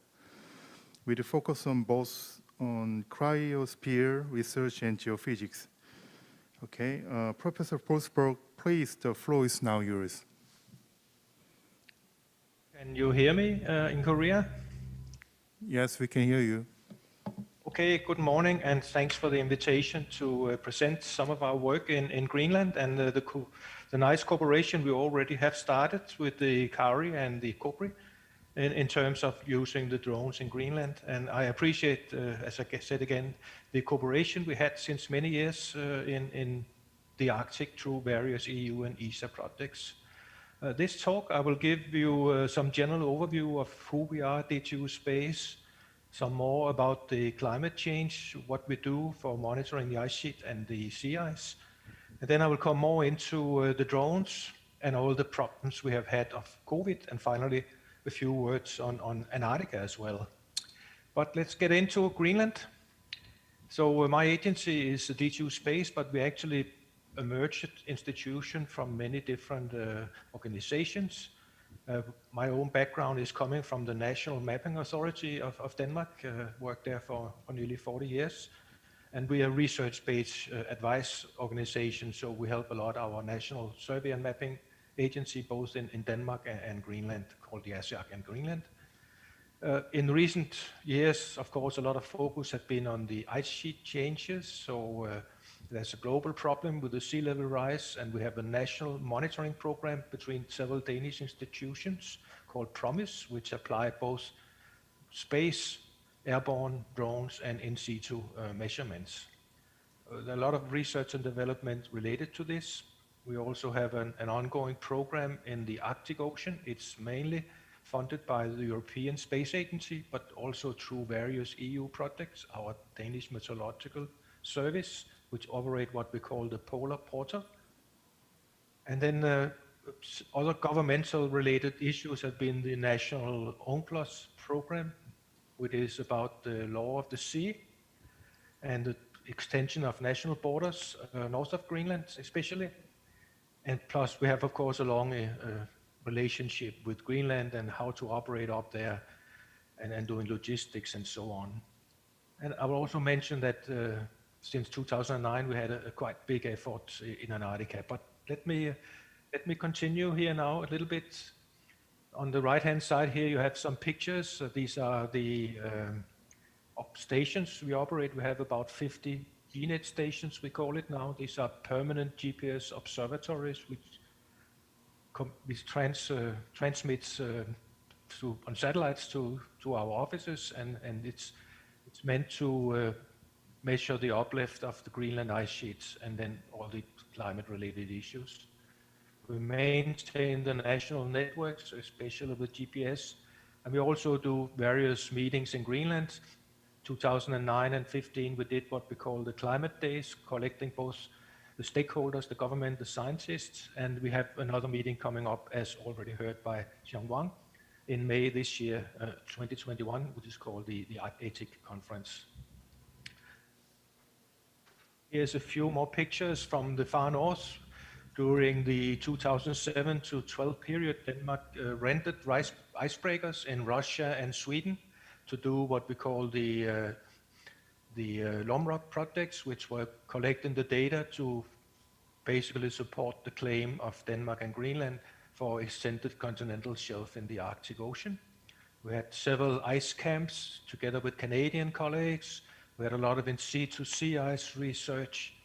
And we also did a big airborne campaign joined with Canada to support the claim along the center of the Arctic Ocean, the Lomonosov Ridge, with gravity and magnetic measurements working in tandem between very far northern research stations. These are the stations of Station Nord you already heard about. I will talk a lot more about that. Alert in Canada and Eureka in Canada.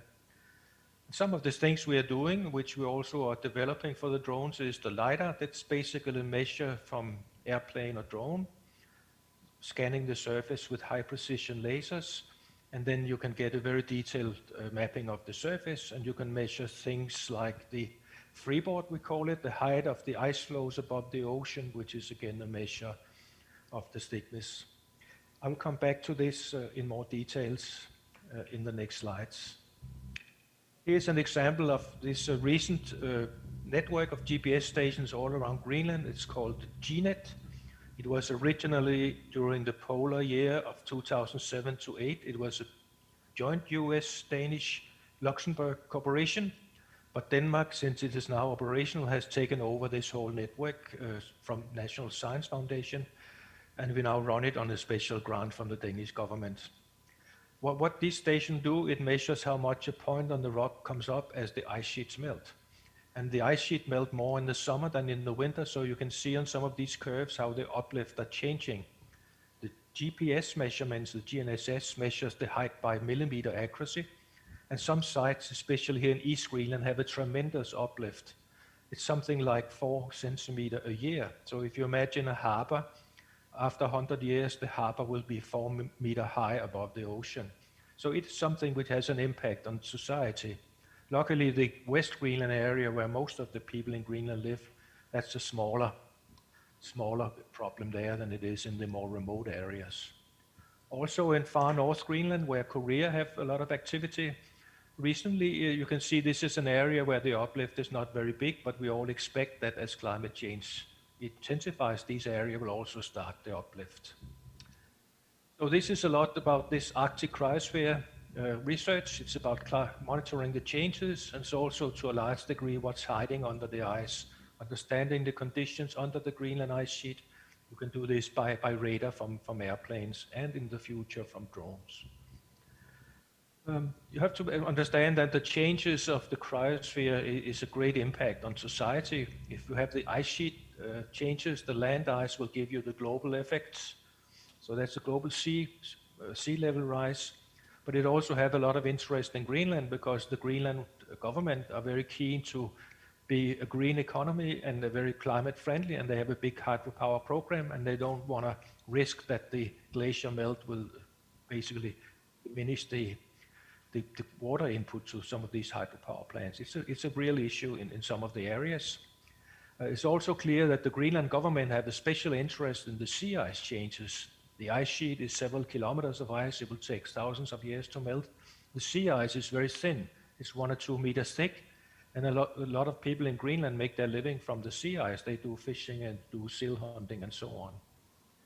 And of course, in the far north of Greenland, the Arctic sea ice, which is thicker but still thin by ice sheet standards, it's 3 or 4 meters thick.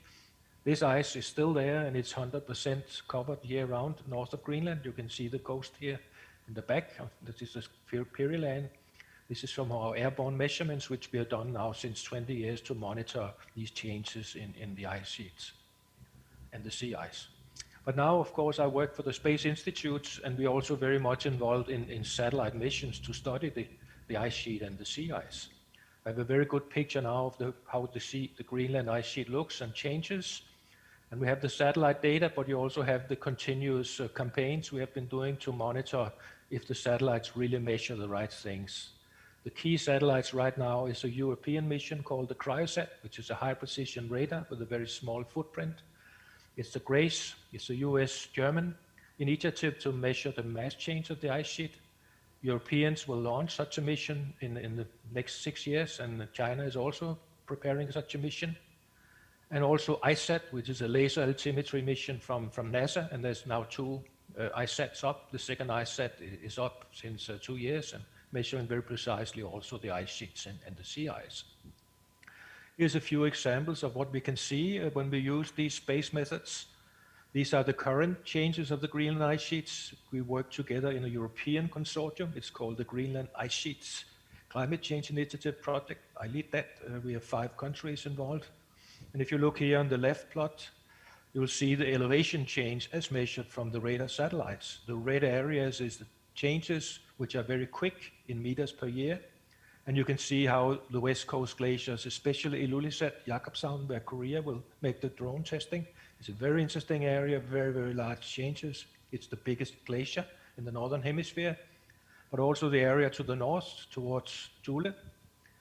Upernavik area here is having a big impact right now, and big glaciers also, a few other places with large impacts. The satellites can also measure how much the ice flows. It's through a method called science of barometry. And we see very interesting pictures again. The big glaciers losing the height and the mass are also the glaciers where the ice sheet motion is very quick. Here's Jakobshavn, some of the big glaciers in Umanak, Upernavik area. And also this very surprising feature in the interior, which is called the Northeast Greenland ice sheet. It has a strange rapid moving area all the way to the center of the ice sheet. It's not known why we have this. There's speculation it's related to volcanic features under the ice and hotspots. And this is still a virgin area waiting for a lot of research, which we're discussing with various colleagues from the UK and the US. But there's been a great advance in the satellite measurements, and it's really fantastic what you can do from the space right now. I'll give you some examples here how the Greenland ice sheet have changed. When we look back on the early radar measurements in '92 and look up on 5-year steps, you can see how the glaciers become more and more colored, so they are quicker and quicker losing their mass up here. You can also see in this type of measurement, which is the mass change of the Greenland ice sheet, that is going down and down. The unit is in gigaton per year, and 1 gigaton of ice is an ice cube, 1 kilometer each side. It's going quick. Suddenly it stops a little bit in the 2013 to 18 periods, and this is related to changes in local climate. There were some cold winters in the 15, 16, 17 winters, but you also have some record summers shown in yellow where you suddenly have a lot of melt. The record summer of notice was 2012, when the main airport in Kangerlussuaq suddenly was split in 2. The bridge was taken by the river, and people had to go by helicopter from one side of the airport to the other side. It's repaired now. And again, 2019, we had a record mass loss again. So you get a good overall picture from the space. You can also get these measurements of the ice speed. Here is a picture from Ilulissat. This is the end of the Jakobshavn isbræ. This is where hopefully Korean and Danish drones will go. It's about 50 kilometers from the town. The glacier front here is 100 meters high. The glacier depth is more than 1 kilometer. And this huge glacier, which is the biggest in the hemisphere, northern hemisphere, it has a fantastic thing that you can see that in the summer it moves much faster than in the winter. And what happens is that in the summer heat, the water goes down into the glacier belt is lubricated, and the glaciers go faster. And you can see how now every 6 days we get a velocity measurement of this glacier from space, thanks to the new satellites, especially the Sentinels from the Copernicus program. So understanding this process, what is going on all the details, we get a space measurement every 6 days, but the drones could go there and do a lot more detail. So that's the reason we are also very much interested in the drones. You can ask the overall question, well, this is an ice sheet which is local, why do you worry about that? Well, of course, living across the world, we worry about the global sea level rise. The global sea level rise is caught very well by the satellites, and you can see how it increases, has some acceleration, and it's linked not only to the ice sheets, but it's also linked to the warming of the oceans and expansion of the oceans. But you can also see that Greenland is still a relatively low number, about 0.7 millimeter per year global sea level rise in Greenland, from Greenland, and about only half of that from Antarctica.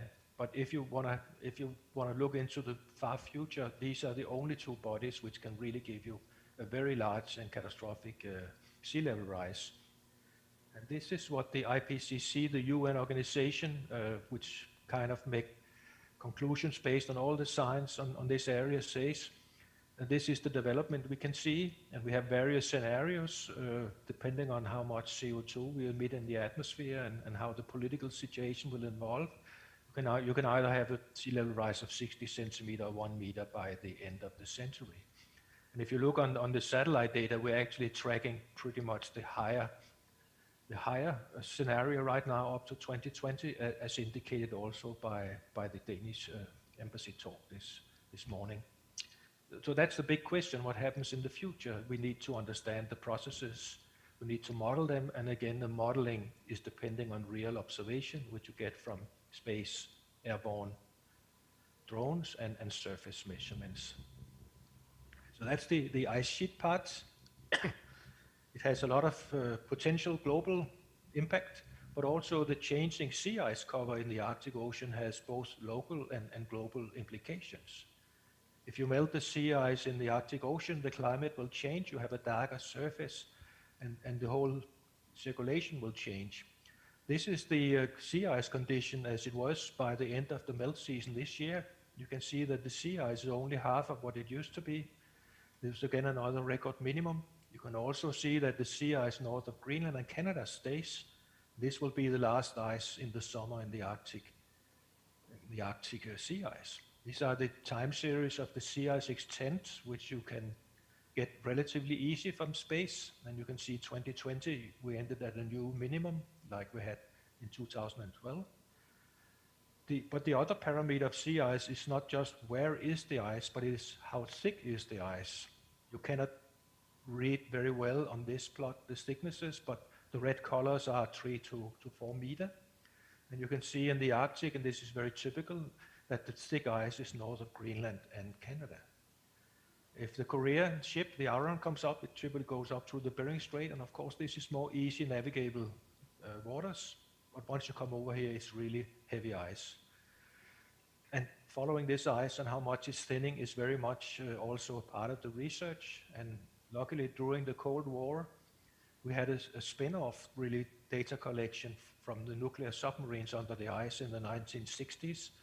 And up from the 1960s to today, the thickness of the Arctic Ocean sea ice in summer and in winter have sort of gone to half the value it used to be. So it's a dramatic change up there. So we need to monitor it. And how do we monitor especially the thickness? You measure the height by a radar satellite like the Cryosat. You will get the height of the ice, but you can measure this freeboard, which is how much sticks the ice out of the ice. This is like a 1/10 of the total thickness of the ice, and you can use this measurement to infer the thickness of the ice in space. It's not an easy task. You need to know density, you need to do some assumptions. And that's why it's important to go up and check by various means. Do the satellites measure the right thickness? Do we see the right changes? This is where this LiDAR comes in, which you can do from airplane or drone. You basically position your airplane very accurately. You put in a laser scanner, and then you get pictures like this. These are swaths in the area north of Greenland. The airplane flies low, so these swaths are typically 300 or 400 meter wide. The colors show basically the height of the ocean, of the freeboard you measure here. You can multiply by, this one has converted. This is the thickness of the ice. You can see some areas are low, they are blue. These are the areas which have the thin ice, and the red areas have the thick ice, the ice ridges. Like this, there can be several meters thick, or up to 5 meters. And these are the problems giving you the complications of navigation with the icebreakers in the Arctic. Many icebreakers cannot pass these ridges. This was the freeboard, sorry for my thing.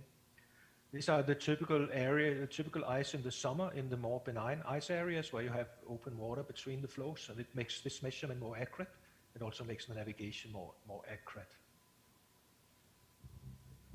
But some areas in the Greenland are very unfriendly, and these are the areas north of Greenland and Canada. Here's a picture from one of our flights north of Alert in Canada in 2005. You can see these huge ice ridges, and this is 100% ice. It's a spring flight.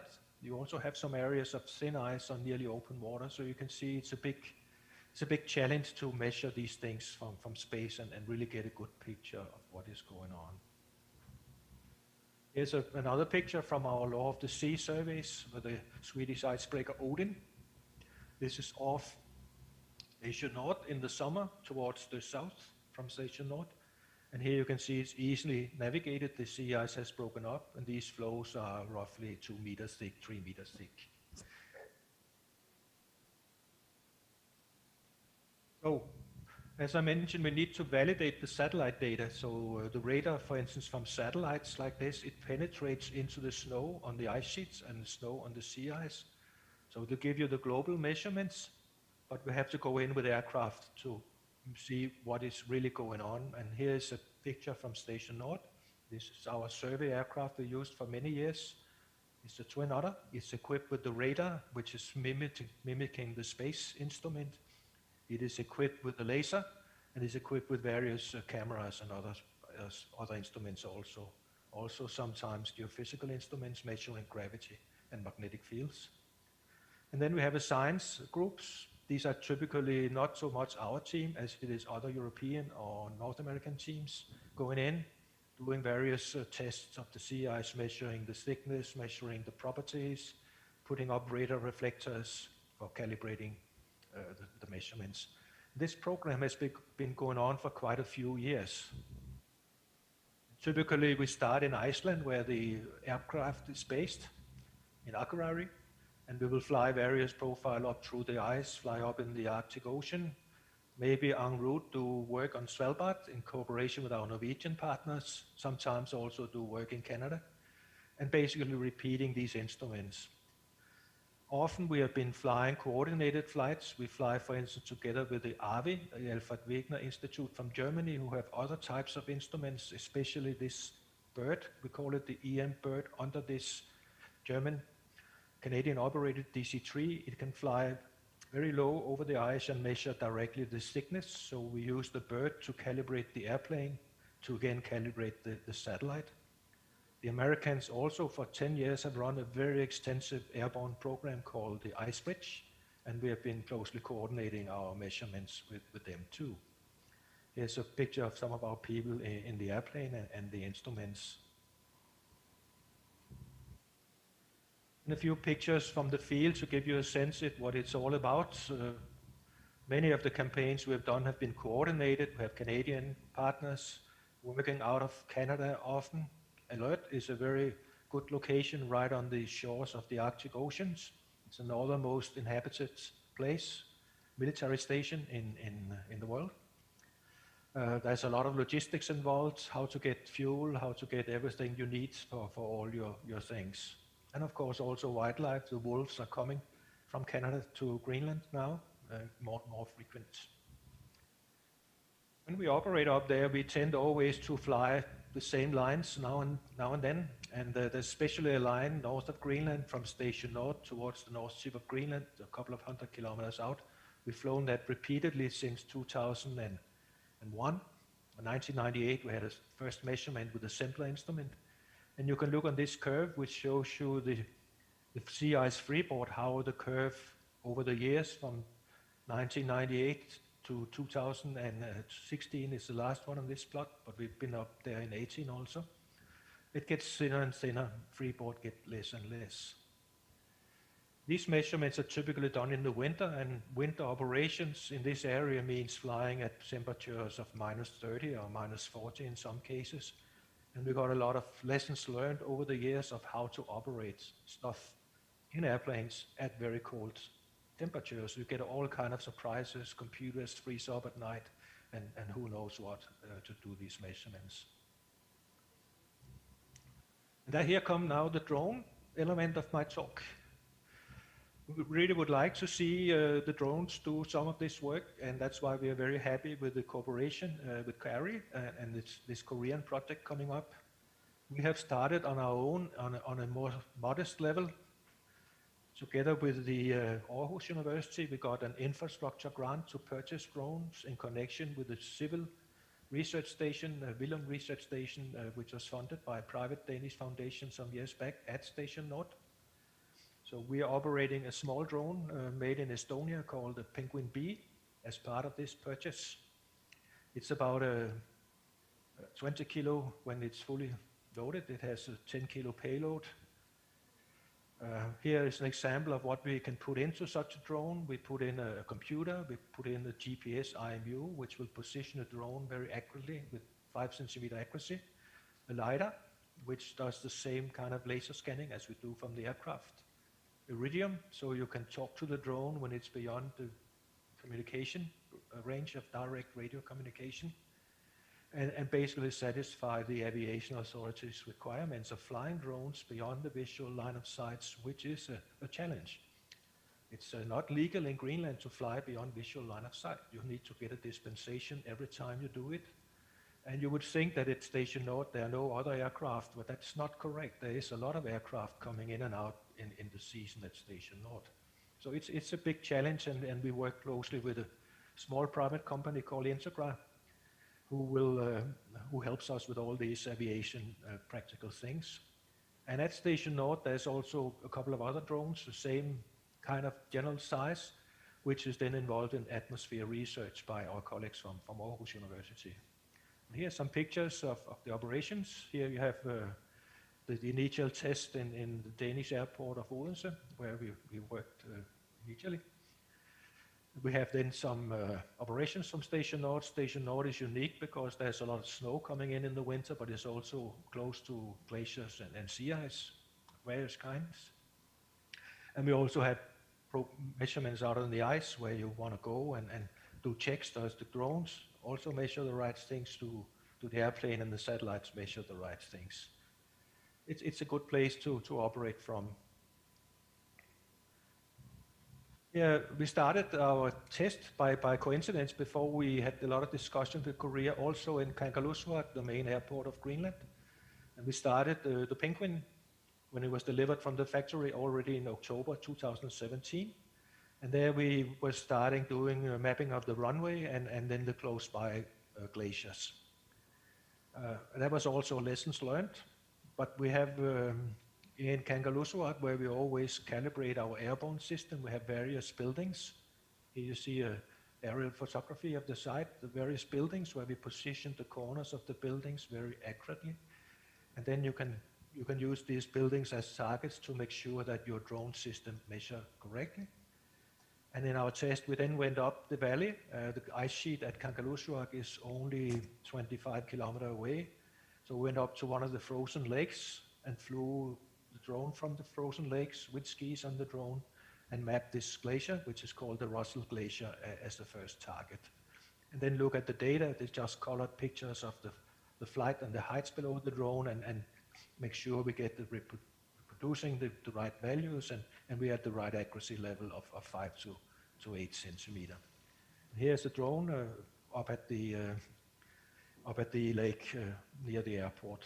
It's amazing, since this is the main airport of Greenland, there's a lot of air traffic. It's amazing that we got permission, but that was really no big deal.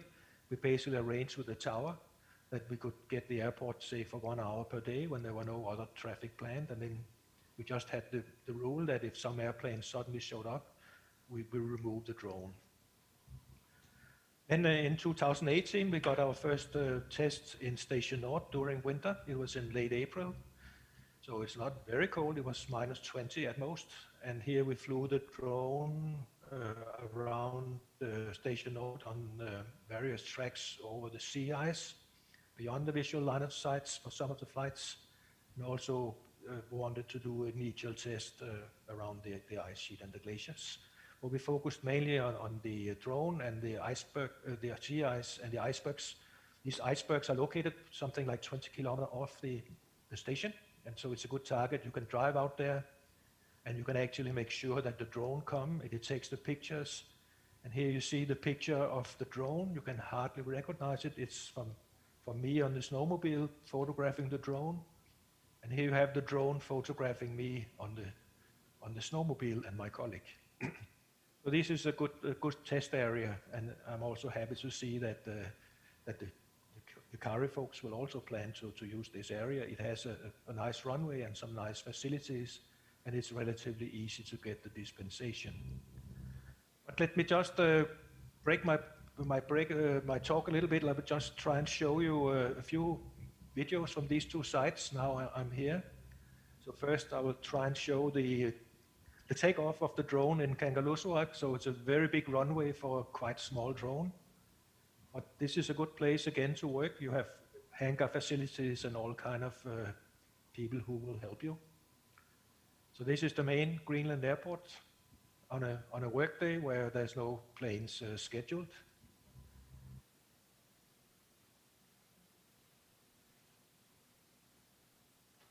I'll go to Station North now.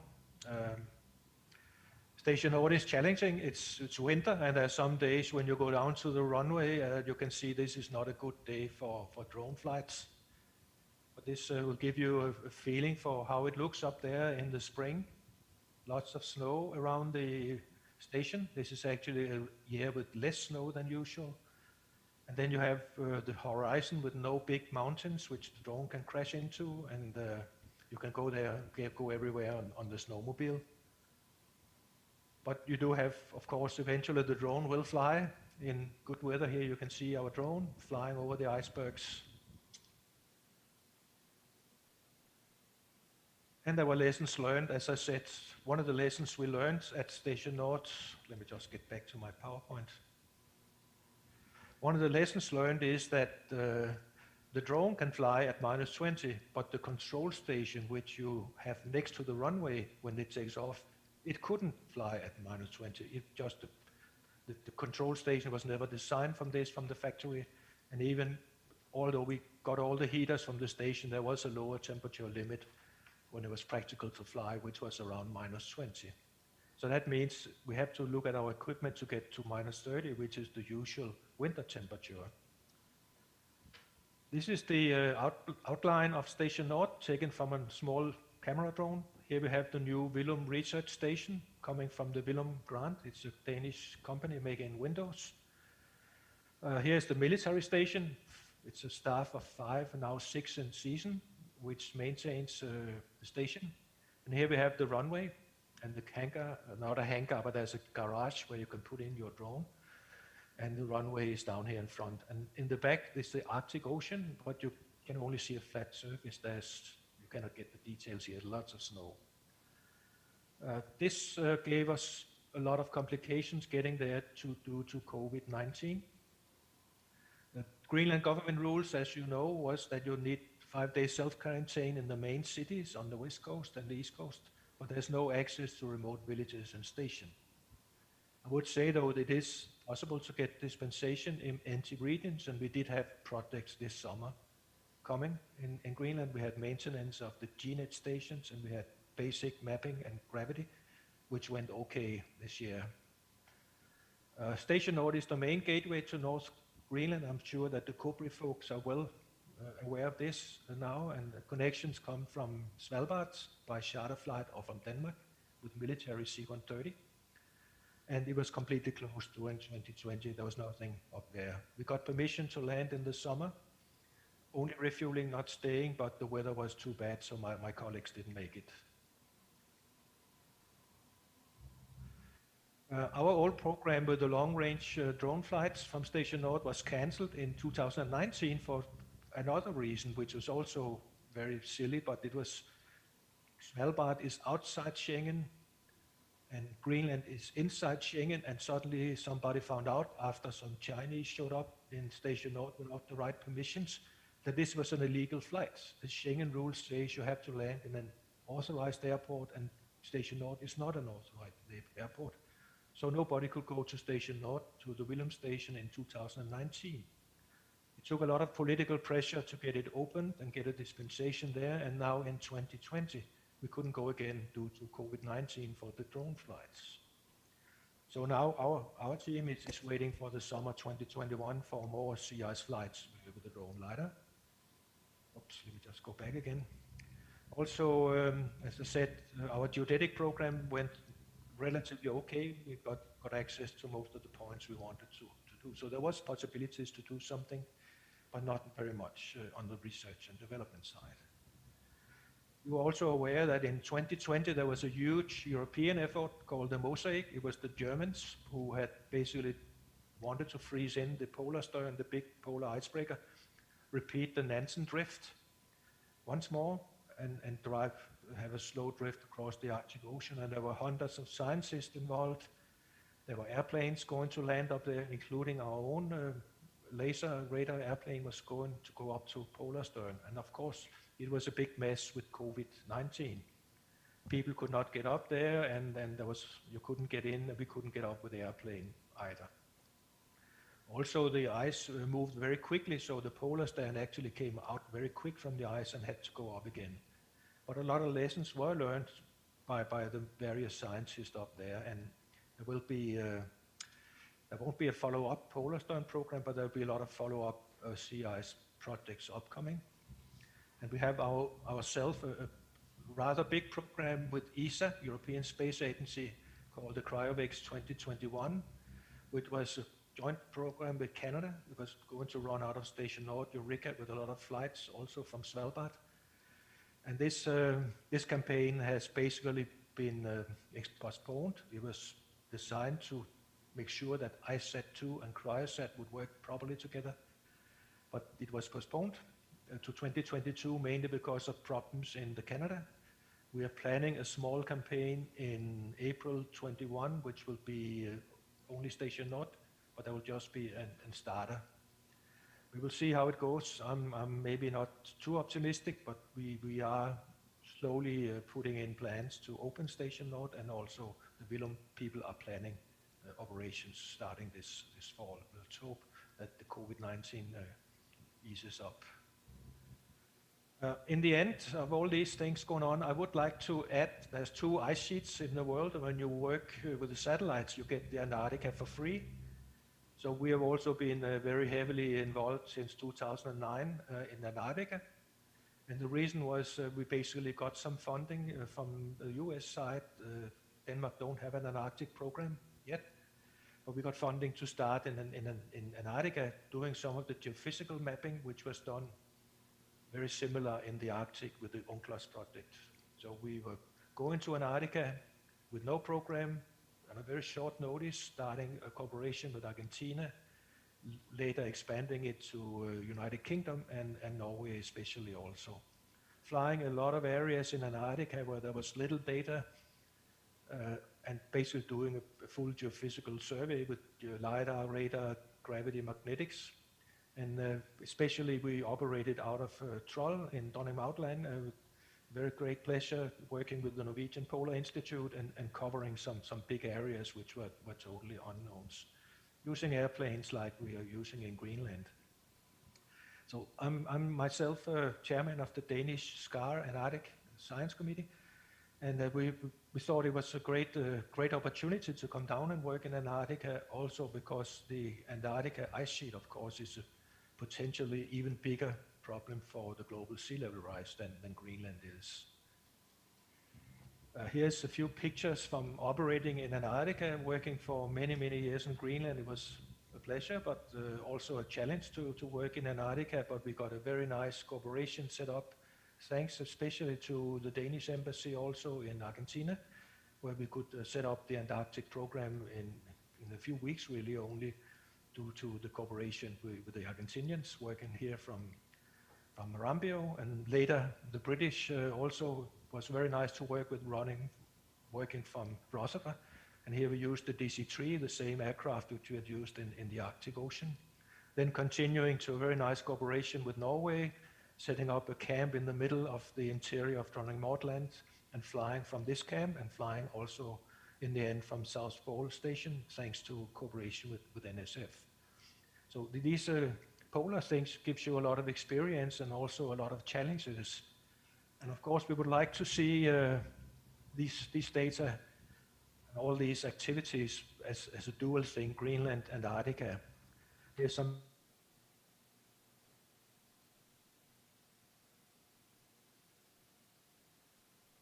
discovering huge valleys, more than 4 kilometers deep, which was totally unknown, and looking at all kind of features. And this kind of science we also would like to do in Greenland, and that some of the things here you could also do by drones. We also continue our satellite validation in 2017 and 18 in Antarctica on an ESA project, again working especially along the Antarctic Peninsula area to check the Cryosat satellite and Eltica and new satellites there. But why I'm showing Antarctica is also because of the link to Korea. There's a lot of work in Antarctica. We studied the ice sheets from the space. But one of the big problems when you have the velocity measurements and you want to do the Antarctic ice sheet changes from SAR interferometry from space is that there are large areas of Antarctica where you don't know the glacier thickness. Even though we have mapped and helped map a lot of the interior, there's still all these zones which are shown in pink. They really don't have enough data that you can constrain how much ice is flowing out into the ocean and how will the mass change of Antarctica change. And together with Norway, Norwegian Polar Institute and the British Antarctic Survey and various groups in the US and Germany and Australia, we're planning really and hoping to get an international consortium to go around the Antarctic ice sheet perimeter and basically in a few years collect all these data which are missing. We call the initiative the Rings, and there's been a good reception already at various levels, and Korea of course plays a key role in this as well. And such an effort to map these areas in quite difficult logistic regions where it's not like Greenland, you can go anywhere, you really have to do a lot of logistics. Here the drones and the aircraft should go hand in hand and collect the missing data. And I really invite also that Korea joins this initiative. Unfortunately, our big meeting planned in Hobart this year for the SCAR was cancelled, so we're still a little bit only in the planning stage. But with this said, I will just end my talk now. Sorry for going a little bit over time, but I think it's a good opportunity that we do have key cryosphere climate changes in Greenland and the Arctic Ocean and Antarctica, and we have a lot of commonalities between Korean agendas and Danish agendas, and the drones are a particularly interesting cooperation area. We see that Greenland ice sheet is losing about 260 gigaton per year. We'd like to follow it in the future. We see that the sea ice thickness and is changing rapidly. The satellites and the drones together will be key to really monitor these changes and understand all the processes. Okay, that's all I want to say. So thanks for your attention.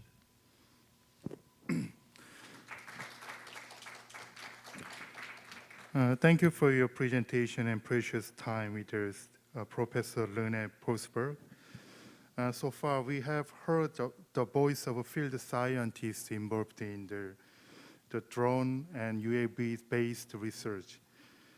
And next, from now on, we are going to hear the voice from field scientists involved in the research vessel-based research. First,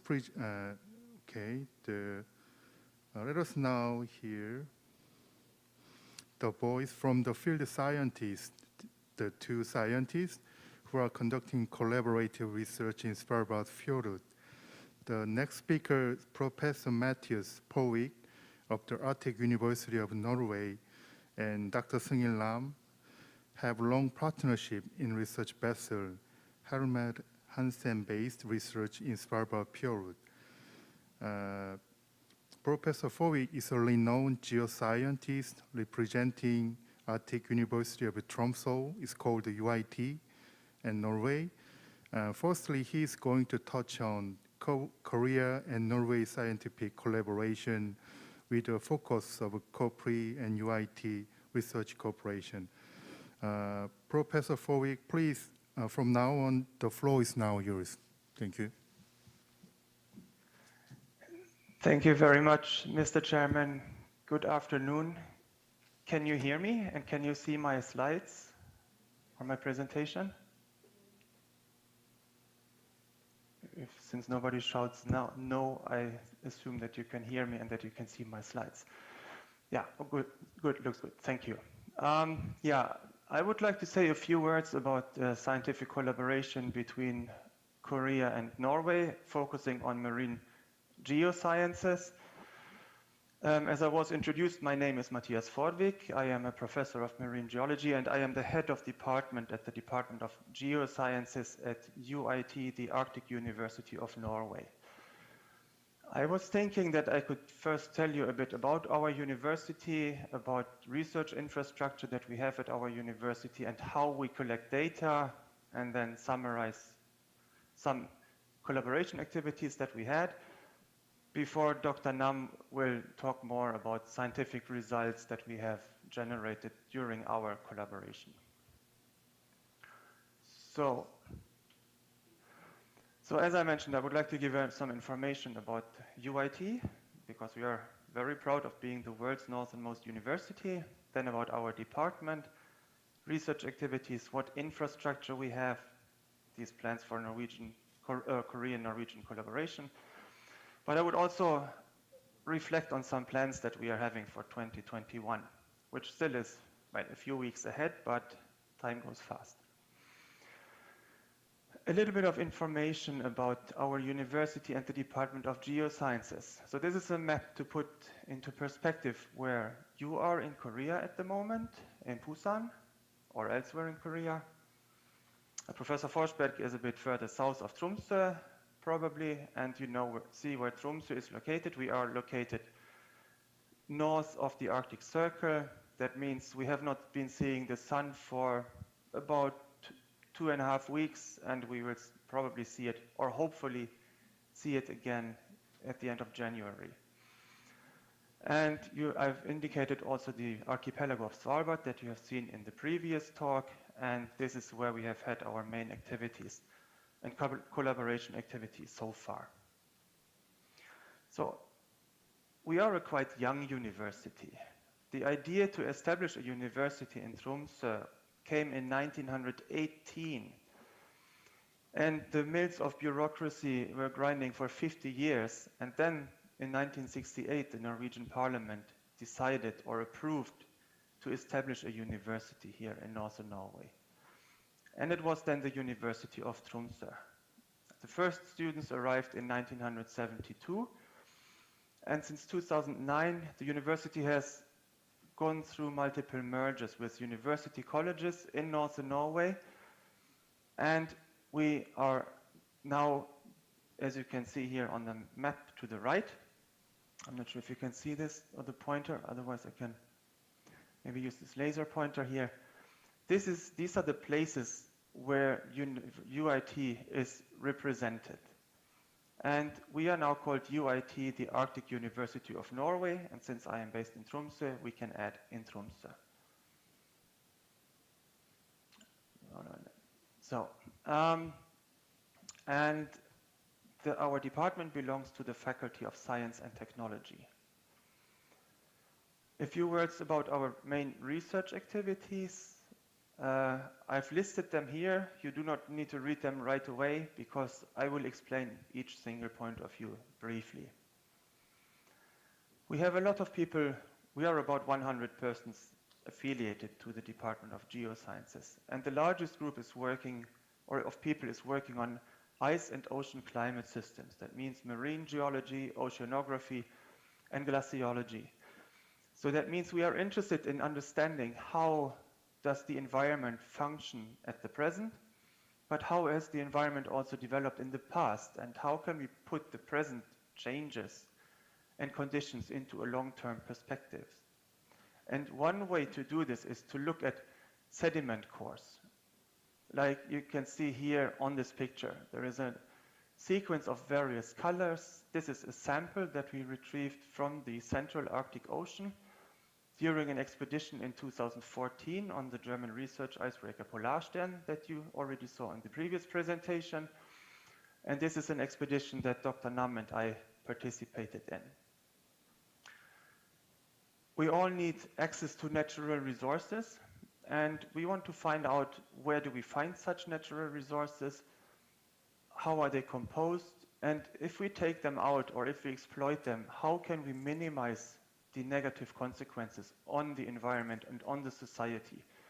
And if you want to minimize these consequences, you need to have a proper understanding about the resource. And this regards both hydrocarbon resources like oil and gas, but also mineral resources. And especially mineral resources are nowadays very attractive if you want to perform the change to a CO2-free environment. We have people working on so-called the dynamics of the lithosphere. That means how do rocks deform, how do mountain chains form. And you see this picture to the right here where you can see that rock layers are bent around. And this happened when Svalbard and Greenland collided some 40 million years ago. Because the understanding of the rocks also helps you to understand resources for hydrocarbons, for example, or also the formation of mineral resources. We have people working in geohazards. You see here a photo from northern Norway of a mountain, but you see here to the right that a part of this mountain is kind of falling away. And why does this happen? Where does this happen? And how does the change of climate affect and influence the frequency of such events? Because I am not sure if you can see it. You can see some big rocks here, several hundred meters below the mountaintop. And this is very dangerous to housing, to infrastructure and such things. And we need to understand how this will develop in the future if we want to live in a safe society. Coastal research, many people of Norway are living along the very long coastline of Norway, along fjords and also on Svalbard. And a lot of infrastructure is placed and installed along the shores of fjords. So we need to understand how these fjords look like, how safe are they. But we can also use fjords as archives for climate in the past, because we have sediments on the seafloor, as you could see on the photo that I showed you earlier from the Central Arctic Ocean. And these sediments can tell you a story about how the environment and how nature has been developing naturally before the people or before the human activity increased a lot. Of course, when we live in areas and when we want to exploit areas, for example, for mineral resources, we leave a footprint behind. But how can we minimize this footprint? And to understand that, how we can minimize the footprint, we need to understand the environmental consequences that we leave behind when we are active in certain regions. But there are also cases where nature is by itself poisonous or polluted. And we also need to find that, because that we do not touch areas that are naturally polluted, and by touching these areas spread the pollution even further. People at our department are working with technology development. I will explain you more about these photos a bit later, because then they are at a larger scale and I can tell you a bit more about that then. And then people are doing numerical modeling. So they use a lot of data, they put them into the PC, and then they make models. So this is, for example, a model that shows how big and how fast the ice has been moving during the last ice age. If you look here, you can probably sense Great Britain and Ireland. You can see Norway here and Sweden. Denmark is here, where Professor Forsberg is, and up here is Svalbard. And this area covered here with blue and purple color and yellow color shows how the ice extent was during the last ice age about 18,000 years ago. Today we do not have much ice here, but 18,000 years ago and 20,000 years ago, Scandinavia and the Barents Sea and Svalbard were very similar to what Greenland is today and what Antarctica is today. And we can find out how big has the ice been, how fast has the ice been moving. And this understanding is very relevant to understand what is happening on Greenland and in Antarctica today. And the understanding of what is happening on Greenland and in Antarctica today is very relevant for the geologists to understand and to reconstruct how ice is behaving in the past. So you need this. There is a close connection between these ways of science. So coming back to marine geosciences, what kind of infrastructure can we use and what infrastructure do we have accessible? We are very, very fortunate at UIT and in Norway to have access to research vessels because these are the backbone for marine research. Like you in Korea, for example, have the Ardeon. You can see a model of Ardeon here behind me, actually. Norway recently took a new icebreaker into operation. It is called Kronprins Haakon, the Crown Prince Haakon. And you may probably see three logos here in the front of the vessel. The first one is UIT, the Arctic University of Norway, the Institute of Marine Research, where Dr. Kirici, who will talk after us, is located, and the Norwegian Polar Institute that has been mentioned in the previous talk. So there are three owners together coordinating the use and the operation of the ship. At UIT, we are extremely fortunate having our own research vessel called Helmer Hansen. This is a unique and fantastic research and education platform in the world. We bring our students to the ship. Students learn how to carry out marine geoscientific cruises.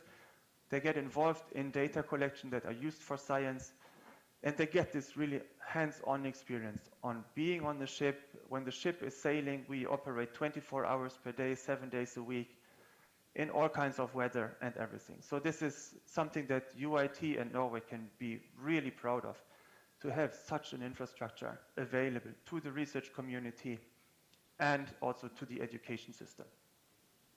So when we are on the ship, how do we collect the data then? This is a simple example from the research vessel Helmer Hansen, and we have different forms of data that we can collect or different methods. We use so-called acoustic methods. That means we use sound, like a loudspeaker, or when you are talking, you have sound waves that are going out of your mouth. And we can send sound waves from the ship into the water column. And then we can also take samples from the seafloor. We can recover the sediments that you have seen earlier, and these sediments are analyzed for many different parameters, and then these sediments can tell you a story. And I want to show you these equipments or these instruments and a very few examples of them. So if we talk about the acoustic instruments, this here to the upper right or to the right, this is how the ship looks from the bottom, from underneath. And you see a lot of openings here or different colors here. And these are so-called acoustic sensors. And one is, for example, a so-called single beam echo sounder. You are probably familiar with that because every ship has that. Because when you're sailing with the ship, you want to see how deep is the water beneath the vessel. And we have to use this for navigation, but also to look at how the landscape is on the seafloor. We have another system that is called chirp penetration echo sounder. This is an acoustic signal that is stronger because that goes into the seafloor. So you see this black line here. This is the seafloor. Above this black line, you have water, and the ship is maybe somewhere up here. And then you can look into the seafloor, and you can see a number of different structures here. And depending on what you want to find out, what you want to investigate, you can use this instrument. Again, still under the ship, you can see these two yellow areas here. These are so-called ice windows, because behind this we have a very expensive instrument. This is to protect the instrument against ice. And this is a so-called multi-beam echo sounder. That means you can make landscapes, maps of the seafloor. You can see some colors here, you can see a ship, and you can see this fan of sounds going down. And then you see this black line. So this is where the ship is sailing. It's sailing first this way, then it comes this way, then it goes this way. And doing so, you put together a map, a landscape map of the seafloor.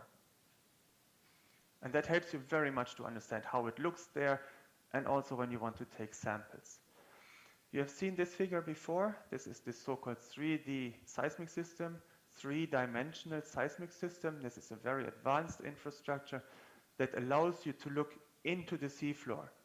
You have just seen that you can make landscape maps of the surface of the seafloor, but you can also make such maps from below the seafloor, maybe 100 meters below the seafloor or 200 meters below the seafloor. And to do this, you can use this high-resolution, three-dimensional seismic imaging equipment.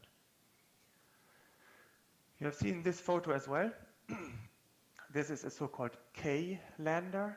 Lander means you put this instrument into the water column, it sinks to the seafloor, it stands on the seafloor maybe for a year or something like this, does a lot of measurements, and after a year you recover it, you bring it back to the ship, and then you can gather a lot of information that is not possible to get when you are just on a ship.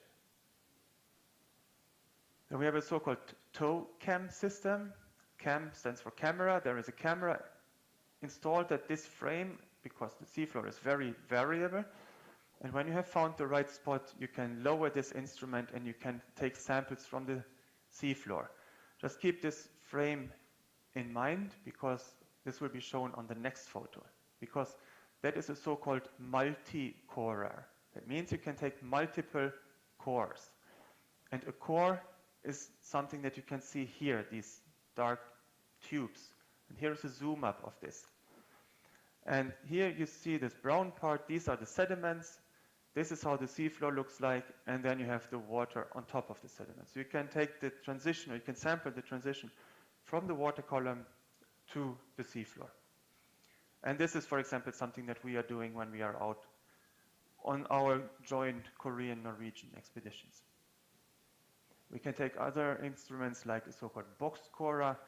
As you can imagine how the name says, and as you can see here, you push a box into the seafloor, and you can get up a volume of sediment, and this is how the seafloor looks like in that area where the core was taken.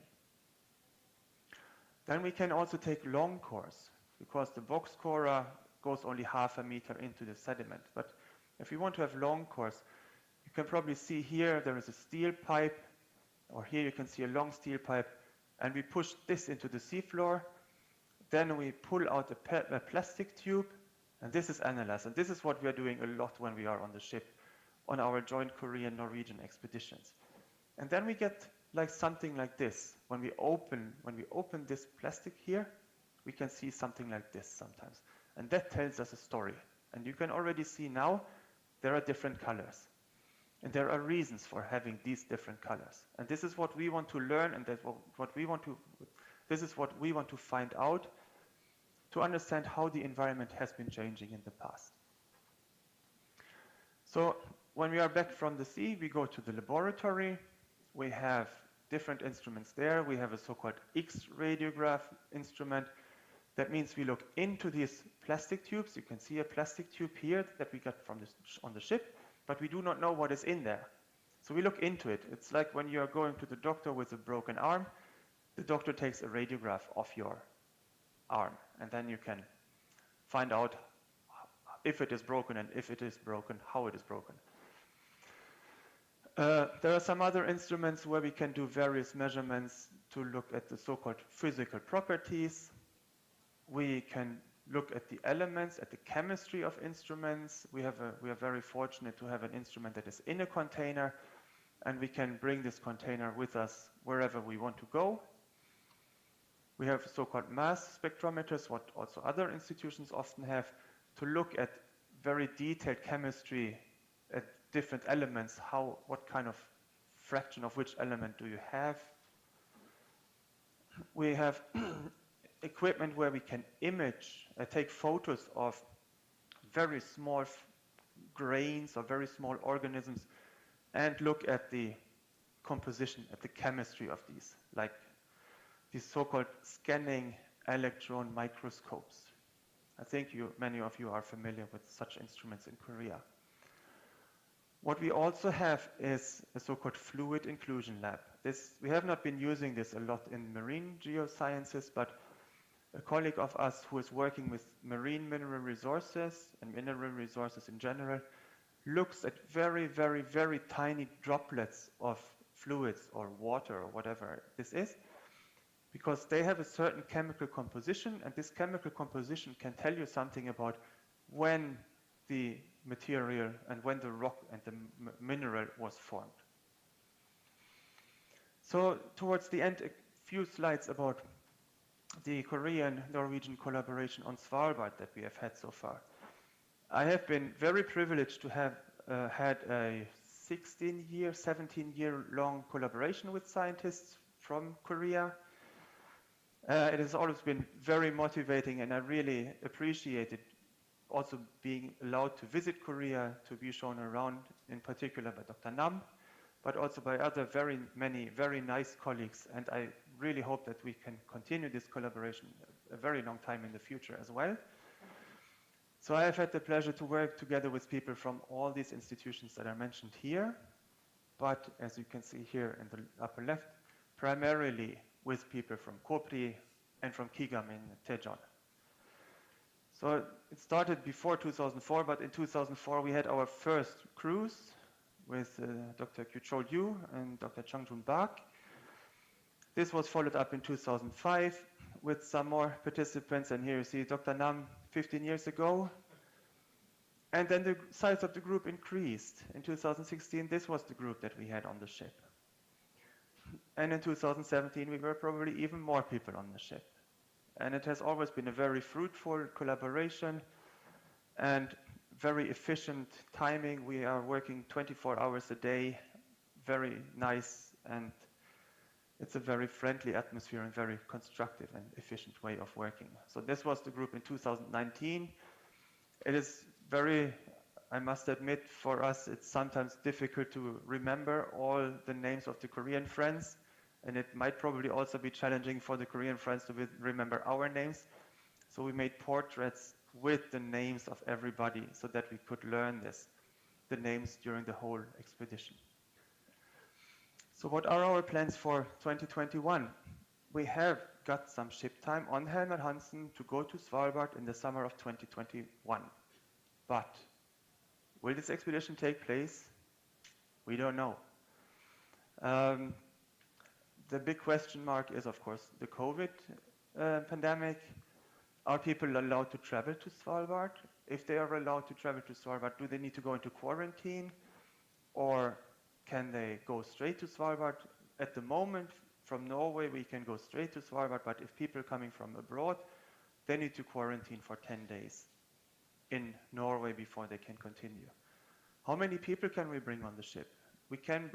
Usually we can bring maximum 29 people, but then we have double cabins, triple cabins. Is this allowed? At the moment, it is not allowed. So how many people can we bring? And depending on that, how will this affect the activities that we are planning? And so there's a lot of uncertainties around this. And of course, when we are up in the north, how is the weather going to be? Who knows? Nobody knows. Because when you are in the Arctic, for those of you who have been in the Arctic, you know the weather is the boss. The weather decides what you can do. The ice conditions decide where you can go, and so on. So there is a lot of uncertainties related to planning of such an expedition. But we will do our best. We always have a plan A, B, and C. and we need to be creative and to adjust as we sail along and see how this is going to develop. And with this, I have reached the end of my presentation. I thank you very much for your attention. 감사합니다. And thank you.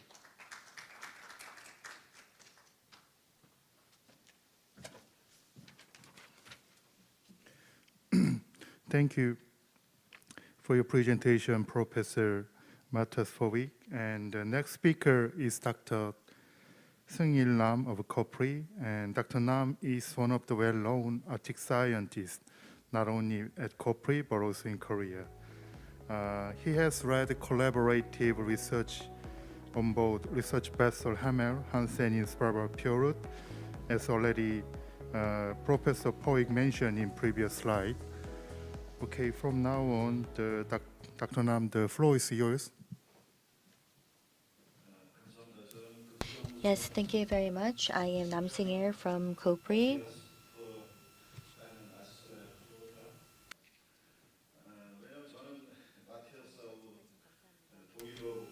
I speak in German with Professor Vorwick, and we also met online yesterday.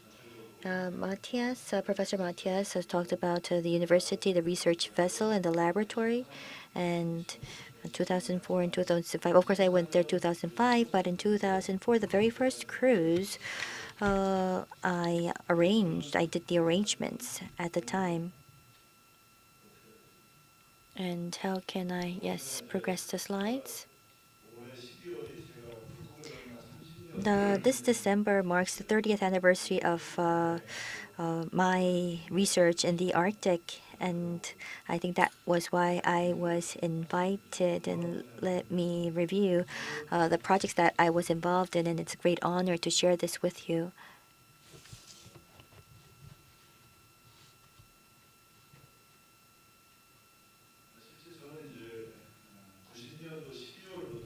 From December of 1990, at the Germany's Alpha-Wegener Institute, I started my research on the Arctic. And if I think of my field work, well, I started out with polystyrene. Of course, it was mentioned a number of times, German's polystyrene. And 1997, after I acquired my degree, at that time, Korea did not have an Arctic program. Vice President Shin of COPRI talked about Dr. Kang, the president of COPRI, that was on a Chinese ship in the 1990s. And for me, in 1993, I was a part of the Polar expedition to northern Greenland. So that was my start. And of course, my area of expertise was northern Greenland and the Arctic Sea. And I was on board on ships 14 times, and I've been a part of the expedition for more than 20 sessions to the Arctic. And as was mentioned by the professor, in 2006, we've engaged in a joint cruise, and in 2014, we were on the Polar Stern for 70 days, and we went to the North Pole. In 2010, with Araon, I worked for Kigam, and I, of course, switched to COPRI, and the Halma Hansen and the Arawon were the research vessels that where I was on board to engage in my research. But today, I want to talk about what we did for the past 5 years at Svalbard. So let me go into that. This was mentioned a number of times in 1979. Ever since we had satellite data, about 70% of the sea ice would melt in the summer season in the Arctic region. When I first went to the Arctic, and if I see the trending, I was able to find that there was a decline of 2/3 of sea ice. I saw that on the field for myself, and this is Svalbard. Due to global warming, here we call this the tidewater glaciers or tidal glaciers. And these tidal glaciers have been witnessing a great retreat in the Svalbard region.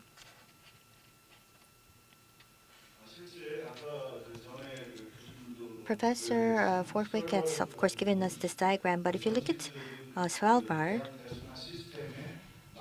it is probably the very last destination when it comes to the circulation of the overall atmosphere and the world.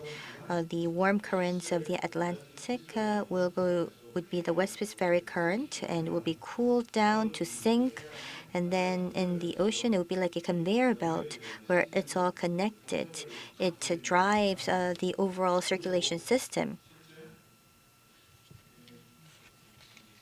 I think there is something wrong with this slide, but at any rate, in the Arctic, global warming is most evident in Svalbard. And as was mentioned by the previous professor, if we just go back 20,000 years, it was covered with glaciers of 2,000-meter height.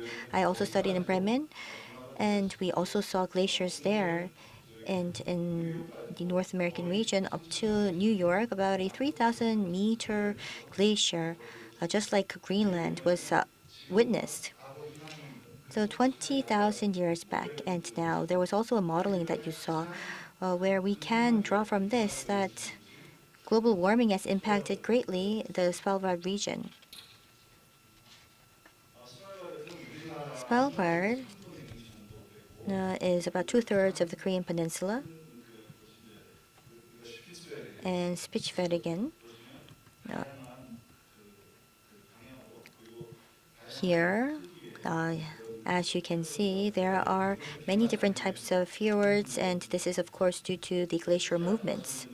And as I have already mentioned, it's about 2/3 of the Korean peninsula in terms of size. And right now, 57% of this region is covered with glaciers or ice. And not only that, we do have these warm currents. So we have 10% of vegetation, and there is a diverse ecosystem. Dr. Yoo also gave us some images on that. So compared to any other latitudes, it has abundant ecosystem, fauna and flora. So that's Svalbard, to give you a summary of what it's like.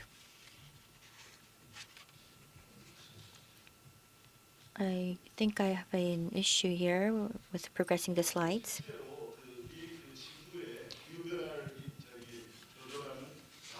There are 5 systems that impact global warming: atmosphere, glacier, land, oceans, and the ecosystem.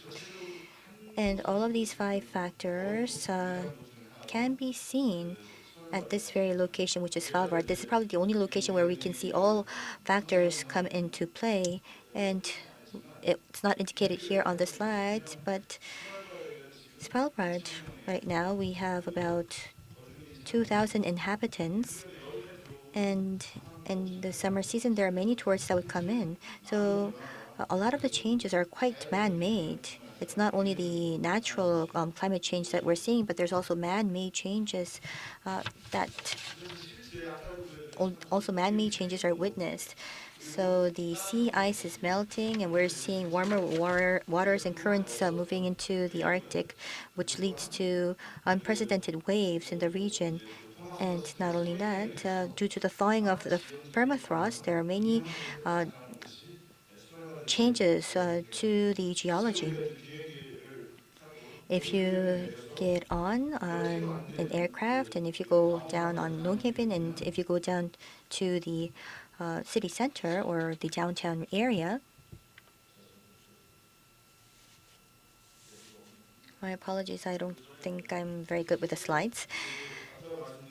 At any rate, these waves, and we can see these faster velocity, and the permafrost will thaw.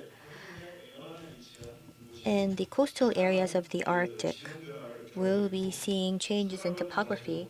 And Svalbard as well, for the past couple of years, there was a retreat in the coastlines. And for some areas, we've seen an expansion of the coastline because a lot of the sediments from the glaciers will go into the fjord region. This is the Longyearbyen airport, and if you start from the airport, there is the downtown region. You see the coal ports, and many of the areas are witnessing topographical changes and geomorphological changes. Some of the buildings are seeing cracks, so the schools had to relocate for some regions, and it was also in the articles and also pronounced in the media. But it's not only Longyearbyen that we're seeing such a phenomenon. In other fjord region, similar situations are emerging. Basically, global warming is of course impacting the entire Arctic region, but among the locations in the Arctic, Svarven sea ice is melting in the Svalbard region, and the land glaciers are also melting, and the permafrost is thawing. As a result, the coastal erosion is being accelerated, and it's the same case for Joseon Beach Hotel. It was 1987 when I actually stayed at the beach hotel, but at the time there was nothing. It was just sand dunes and some kiosks, and that was basically it. However, due to the greed of humanity, we're seeing this. Outside, the sand you see here isn't real sand of Busan. They found it somewhere and they transported the sand here to the beaches. But these changes are something that we can see in the Arctic due to man-made activities. Changes in the coastlines, once again, have to do with human activities as well as ports and infrastructure. This all impacts the coasts. There is a feedback loop, which of course feeds back into climate change, accelerating global warming. Therefore, in Svalbard, this is a phenomenon or a feedback that we can see for sure. It's quite evident.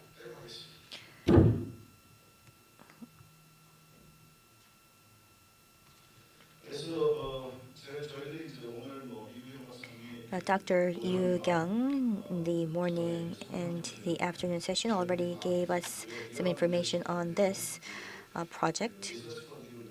We've requested research funding to MSIT in 2015. From July till now, we are conducting this science program. This is the basic structure. Arctic is very different from the Antarctic. And in the eastern part of the Arctic, or the gateway of the Arctic and the Atlantic, there is the Svalbard fjord, and there are many signals that we can see. And we also try to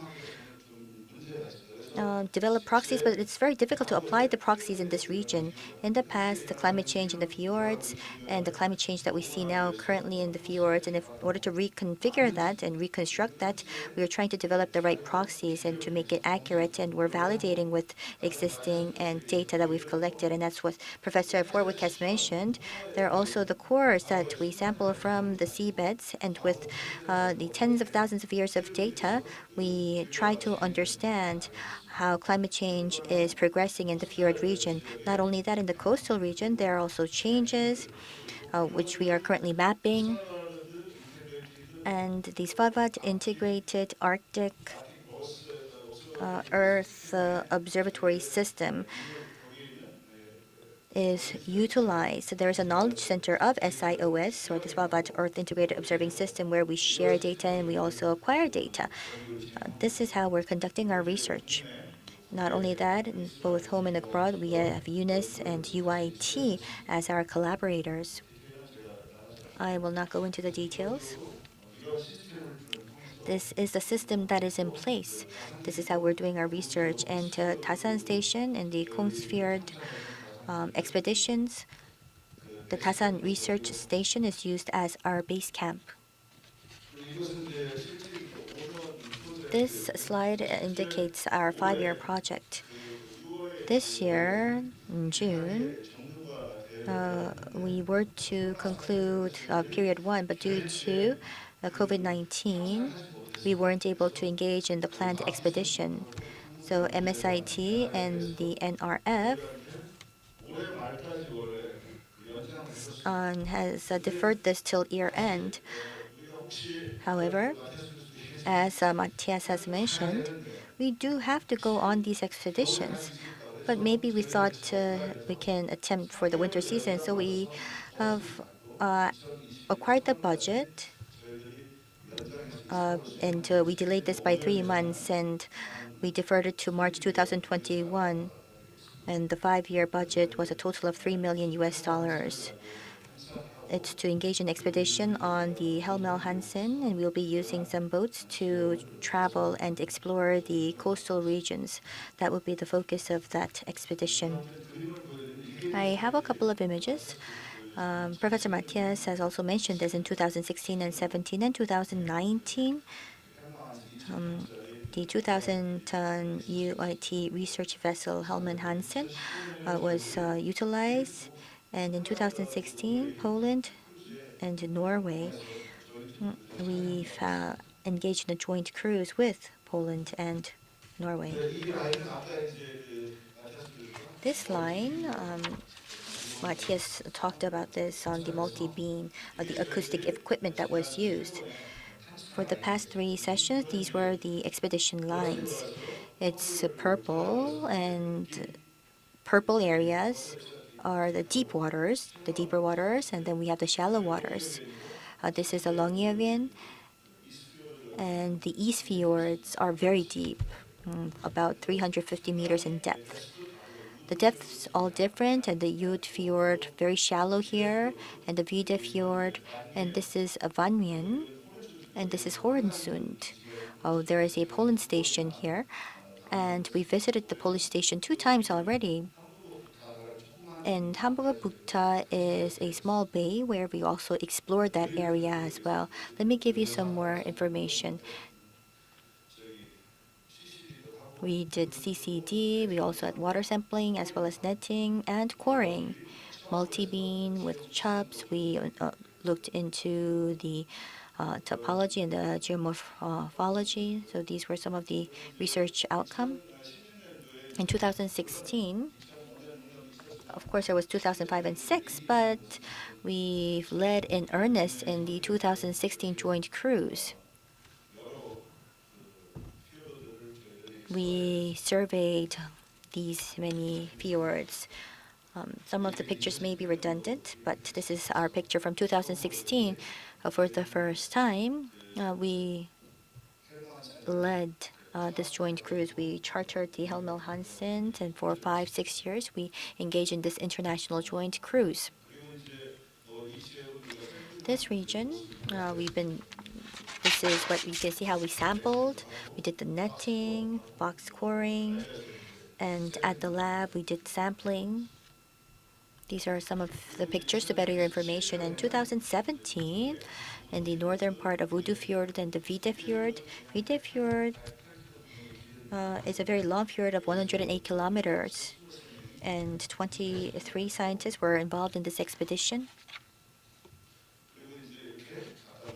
And as I've already mentioned, gravity cores were sampled. 5 to 6 meter cores were sampled in the process. At that time, at YT and Science, they wanted to showcase our research, so they came on site. And the title of the program was People Looking for the Way.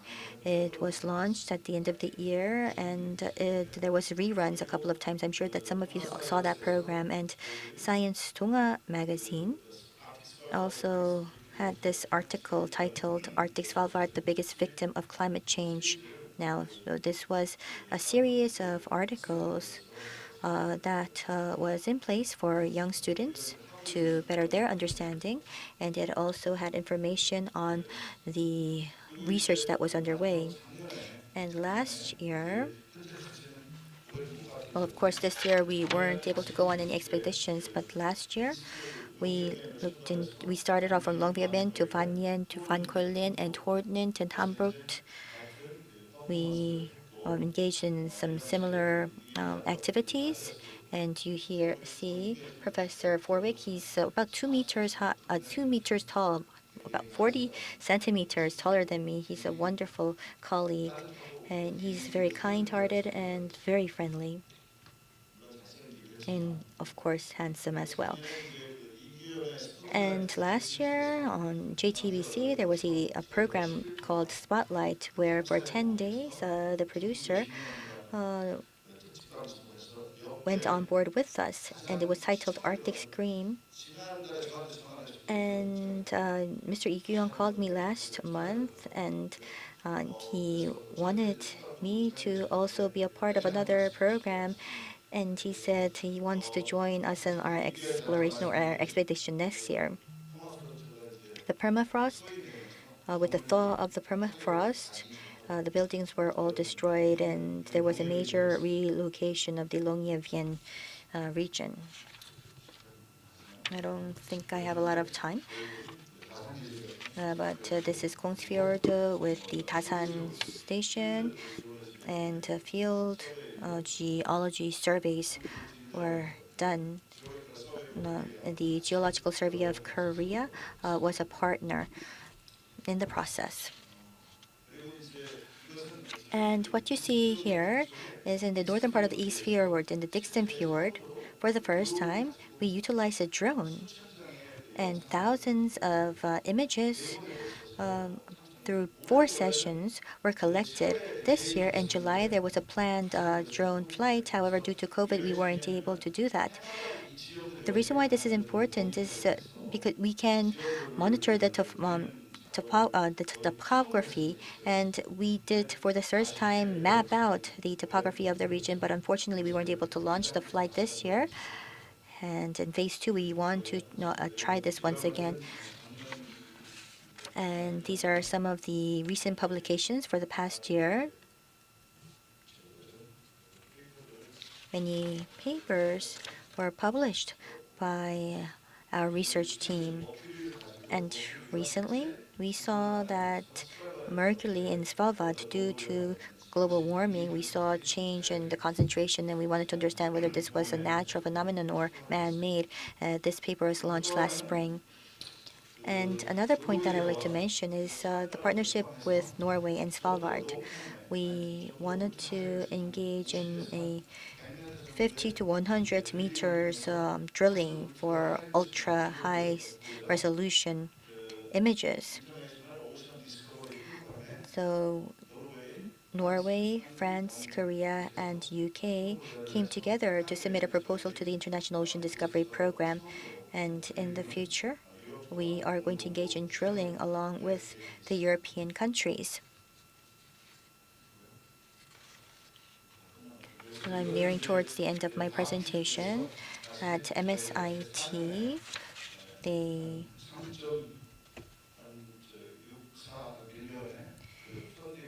offered a funding of 3.64 million starting from April and the following 4 years. Norway and Korea's collaboration, I think, can continue on with such financing. And to do that, next year, as Professor Matthews has already mentioned, due to COVID, I don't know what the situation is like, but yesterday we were on an online call, but in mid-July or in the end of July, that's the target date for the expedition, but it really depends on the resurgence of COVID. And what we want to do here, this is the warmer areas, and these are the areas, the cold areas that are impacted by the Arctic region. So we're targeting these 2 sites for July. And last but not least, this is the system that we have, but in phase 2, we are going to do some modeling to forecast the future. So we are going to strengthen the modeling arm of the project, and we have NPI and Stockholm University and the Norway's Geological Survey, NGU, that would also be involved as collaborators. And this is my last slide.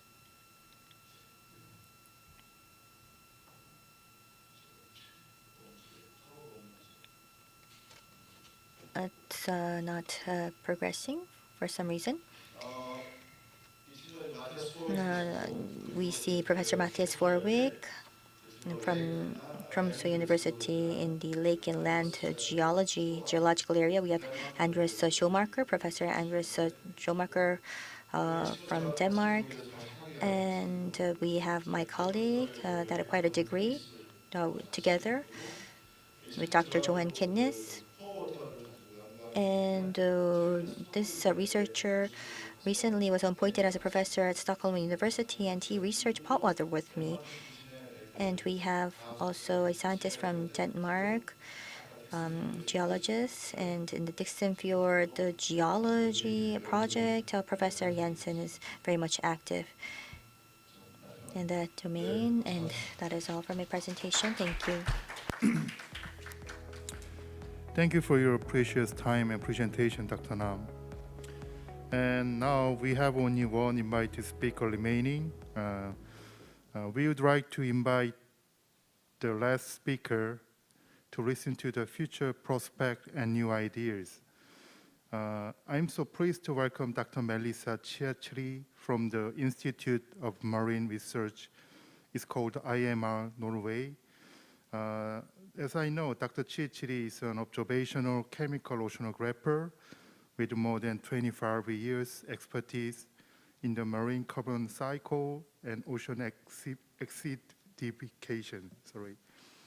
And Dr. Chiachri is also teaching polar chemical oceanography at UNIS, the University Center in Svalbard.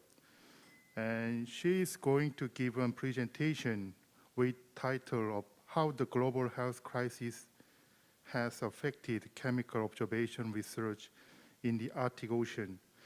Dr. Chiachri, please, the floor is now yours.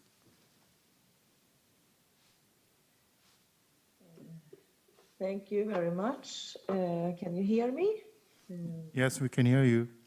Yes, and then I will try to share my screen. And, so does this look good for you?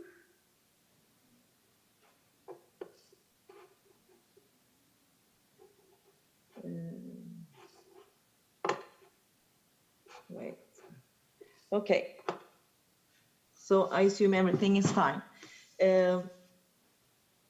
So my name is Melissa Kennan. Many thanks for the very nice introduction, as well as inviting me to give this talk. It's late in the day for you. It's quite early here, but I will try to guide you through and hope you find this interesting. I will mainly focus on saying something about the chemical change of the Arctic Ocean.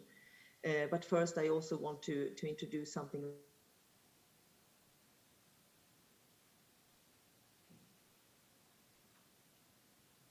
about how the corona has affected our current projects in the Arctic. As you know, the Arctic has been warming, and as you can see on the map to the right is that the Arctic is warming twice as the global average. Also, the models are projecting that this will also continue to occur. But what is perhaps more clear is that also the winter is warming. So it's not only the summer warming, but actually the winter is warming quite substantially, which also affects something on the cloud, increasing clouds in the Arctic. So that will also affect the warming. Sea ice loss, as you also know, occurs during summer, but also what we have seen is also that it decreases also in winter. So on these maps, the blue areas shows where you would see the decreased summer sea ice and also the decrease in wintry sea ice. And as you can see in the Okhotsk Sea and also in the Barents Sea, you have large areas where you would see the largest winter sea ice loss. That is also, this means also that the sea ice that will be in the Arctic are mainly on first year ice. So the thick multi-year ice will decrease, which also means that the seasonal sea ice zone, so this white area shows the summer extent in September 2012, whereas the yellow area shows how it was before in the summer. So that means that the seasonal sea ice zone actually increases, and the Barents Sea is one of these areas where we see this is the seasonal sea ice zone expands. Also means that you leave all the shelves, the shallow shelves in the Arctic open in summer. All these processes also affect the chemistry. And my latest research has been focusing on ocean acidification. So not looking as much as on the physical change, salinity and warming, but looking at what's happening with the chemistry of the ocean. And since the ocean has absorbed about 1/3 of the human-induced CO2 from the atmosphere, which in a way has been good for us, because then the increase in the atmosphere hasn't been as large as would have been without the ocean taking up anything. But it has been a compromise of the chemistry in the ocean. So what we can see is that we have a decreased pH, but also, more importantly, that we lose some of the carbonate ions, which is the most buffering effect.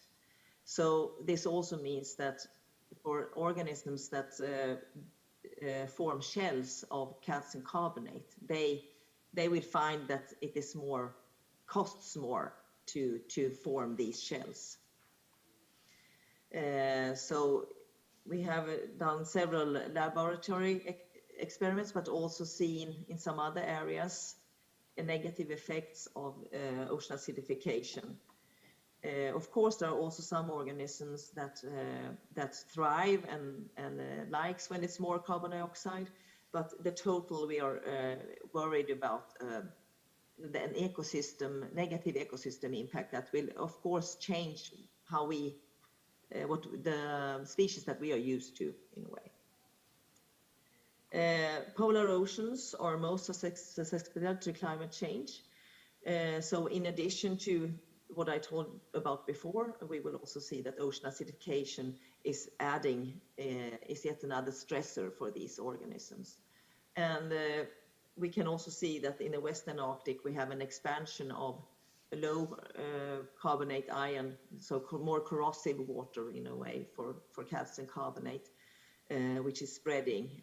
And in the eastern part of the Arctic, we see also that the Siberian shelves have this lots of problems with high CO2 and methane, which will affect also what comes out from the Arctic. This is also a global concern, and all of the ocean stations where we have long-term monitoring shows the decreasing pH trends and lower carbonate ion concentrations.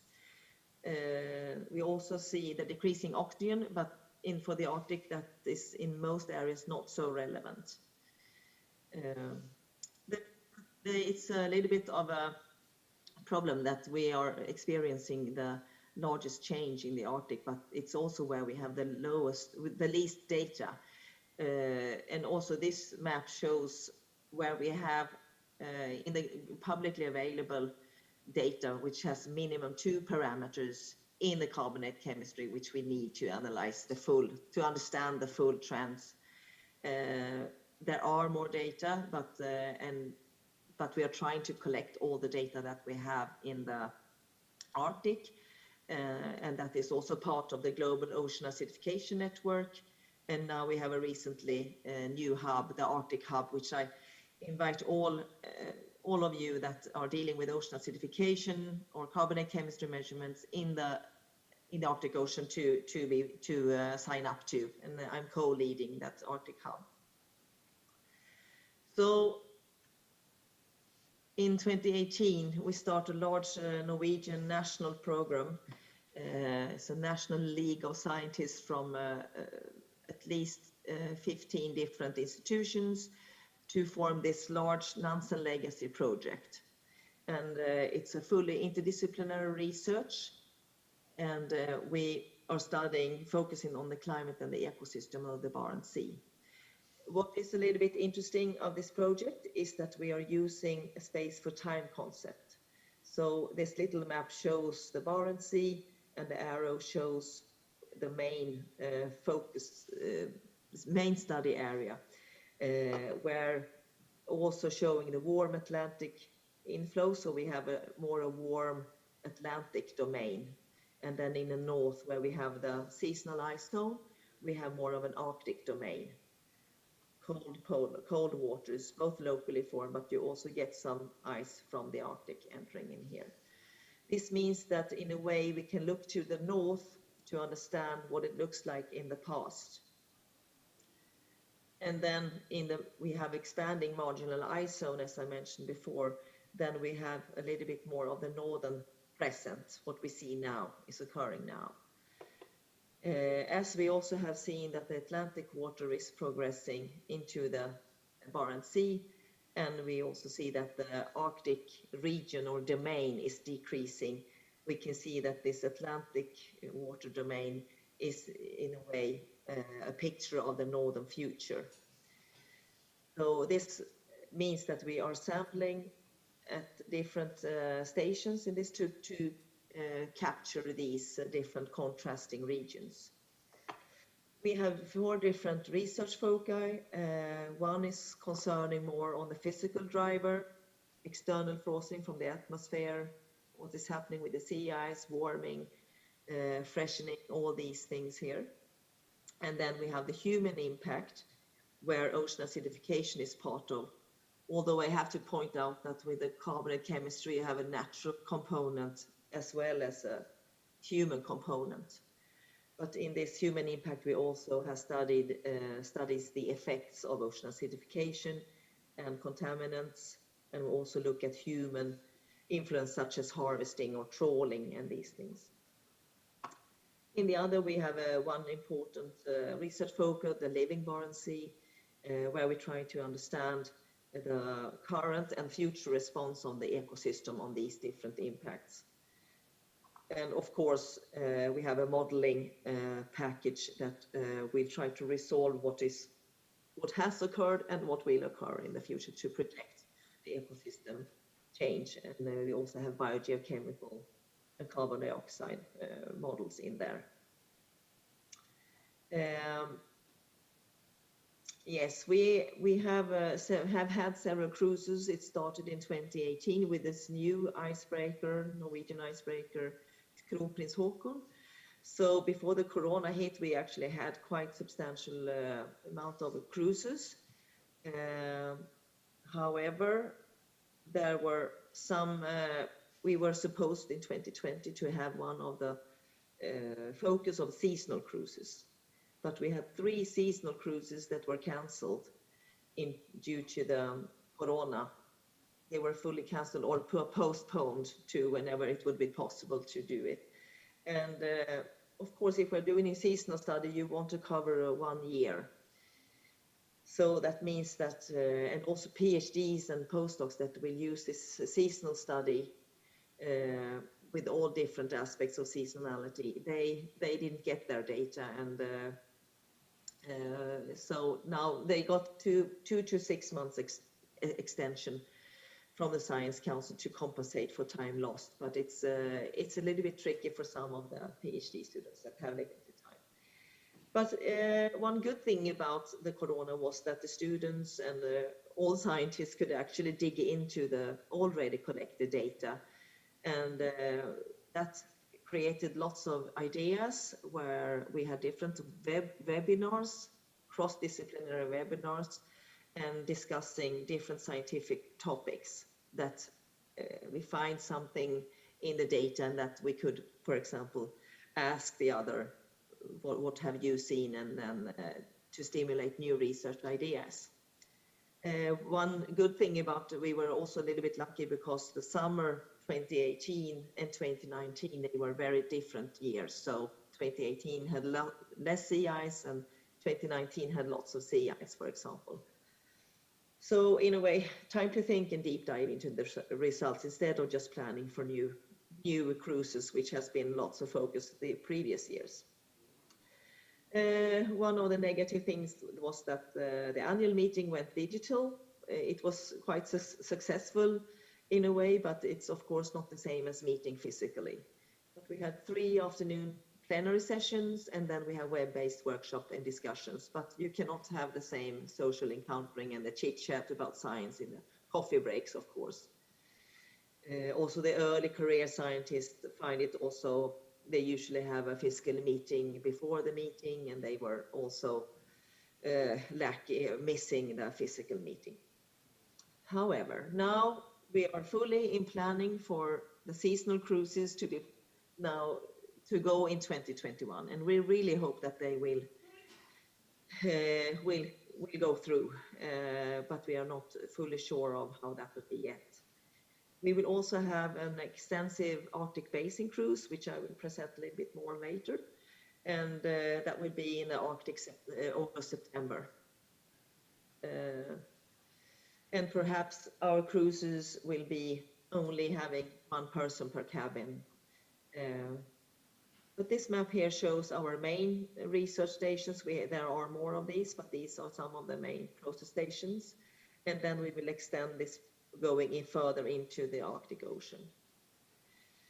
You can see more here. This is the plan. This shows again our main stations on the Nansen Legacy. And then this shows how we want to expand this section into 2021 to go into the Nansen Basin and crossing the Gackel Ridge into the Amundsen Basin. This is planned to be part of the Synoptic Arctic Survey, and the Oden is planning to do these yellow lines, but it's not.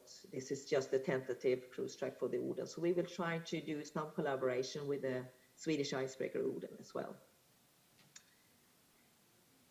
And this is, I guess that you are in Korea very well aware of the Synoptic Arctic Survey.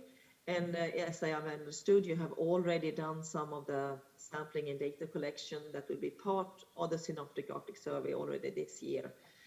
And it's one of the best, perhaps, ideas to think about of a coordinated research effort in these Corona times.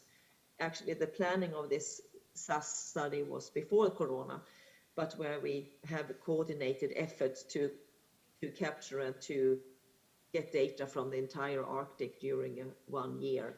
Now it will most likely be during 2 years because of the Corona, but this is one. So Norway is part of it, and we contribute with data from the Barents Sea and this Arctic Basin cruise, but also from the Fram Strait cruise.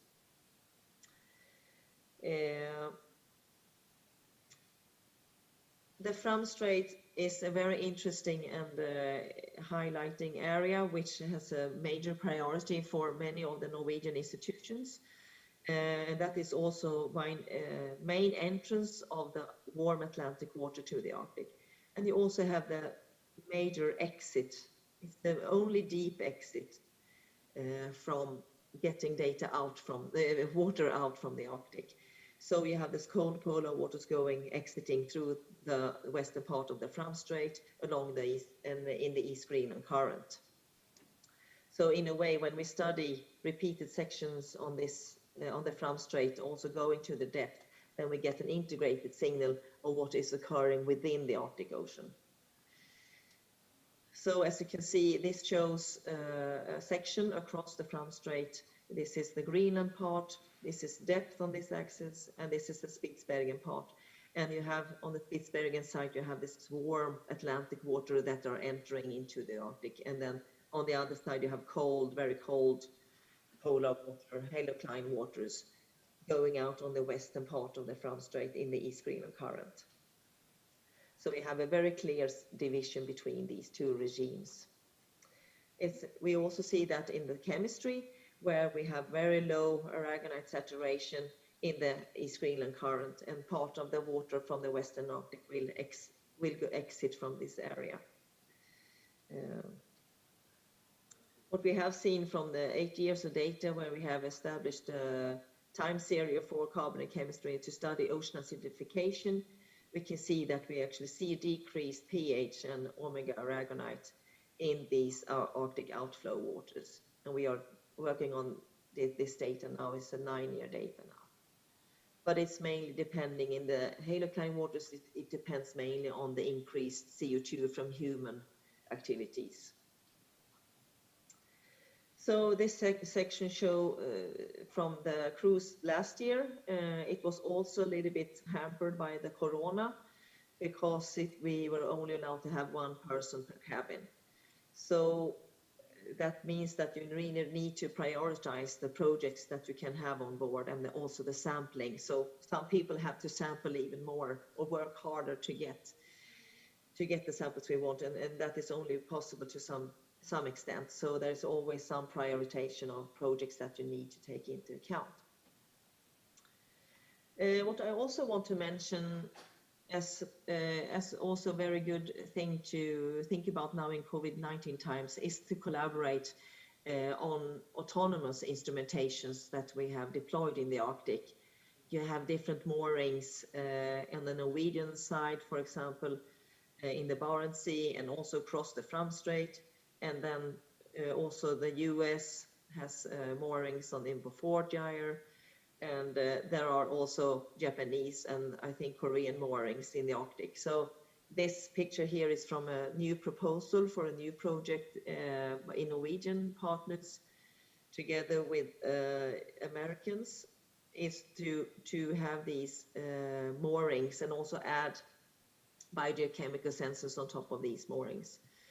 So in this way you can share both the research infrastructures to get hold of the data from the sensors on the moorings, and also you can perhaps also help each other out to deploy and redeploy and recover sensors on these moorings.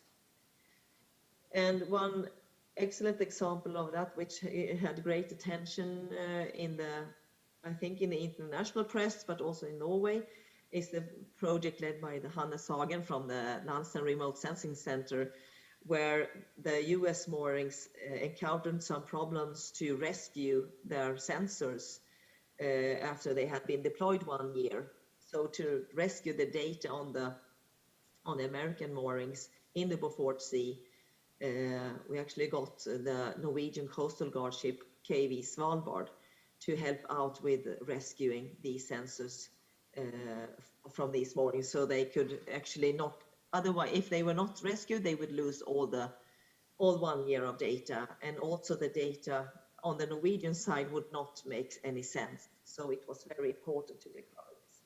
So that is one way of showing how the corona can also stimulate some extra effort to rescue and also redeploy new sensors. I have been partly involved in the Mosaic, mainly due to the research lab that we have in Tromsø for the carbonate chemistry. And the Mosaic project, as you're well aware of, I assume, with the Polarstern drifting in the Arctic, had lots of challenges with the corona when they were exchanging crews in corona times, which were almost impossible sometimes. And they had to do some real efforts to actually continue the program, but they succeeded to get hold of lots of samples.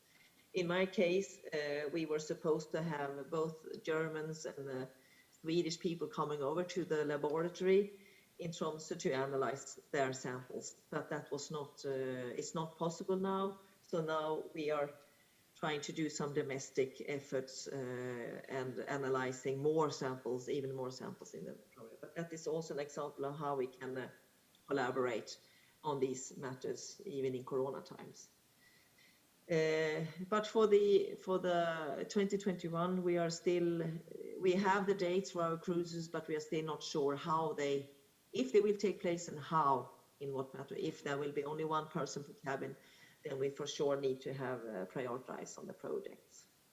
And I think that was all. I thank you very much for inviting me to this talk, and thank you. I hope to come to Korea sometime.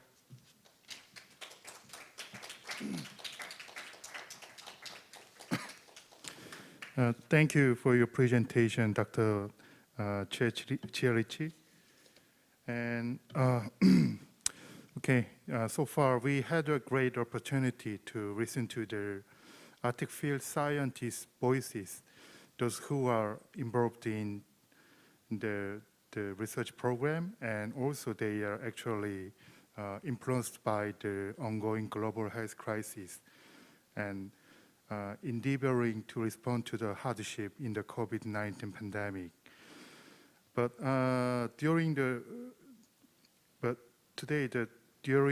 this seminar, one thing the invited speaker commonly point out today is that even we are in the middle of the significant hardship due to the COVID-19, but we have a hope and potential to overcome the difficulty, and we have this kind of hope and potential comes from close international cooperation and collaboration. Okay, and now I would like to conclude and close up today's seminar. Thank you very much for your precious time with us today. Thank you.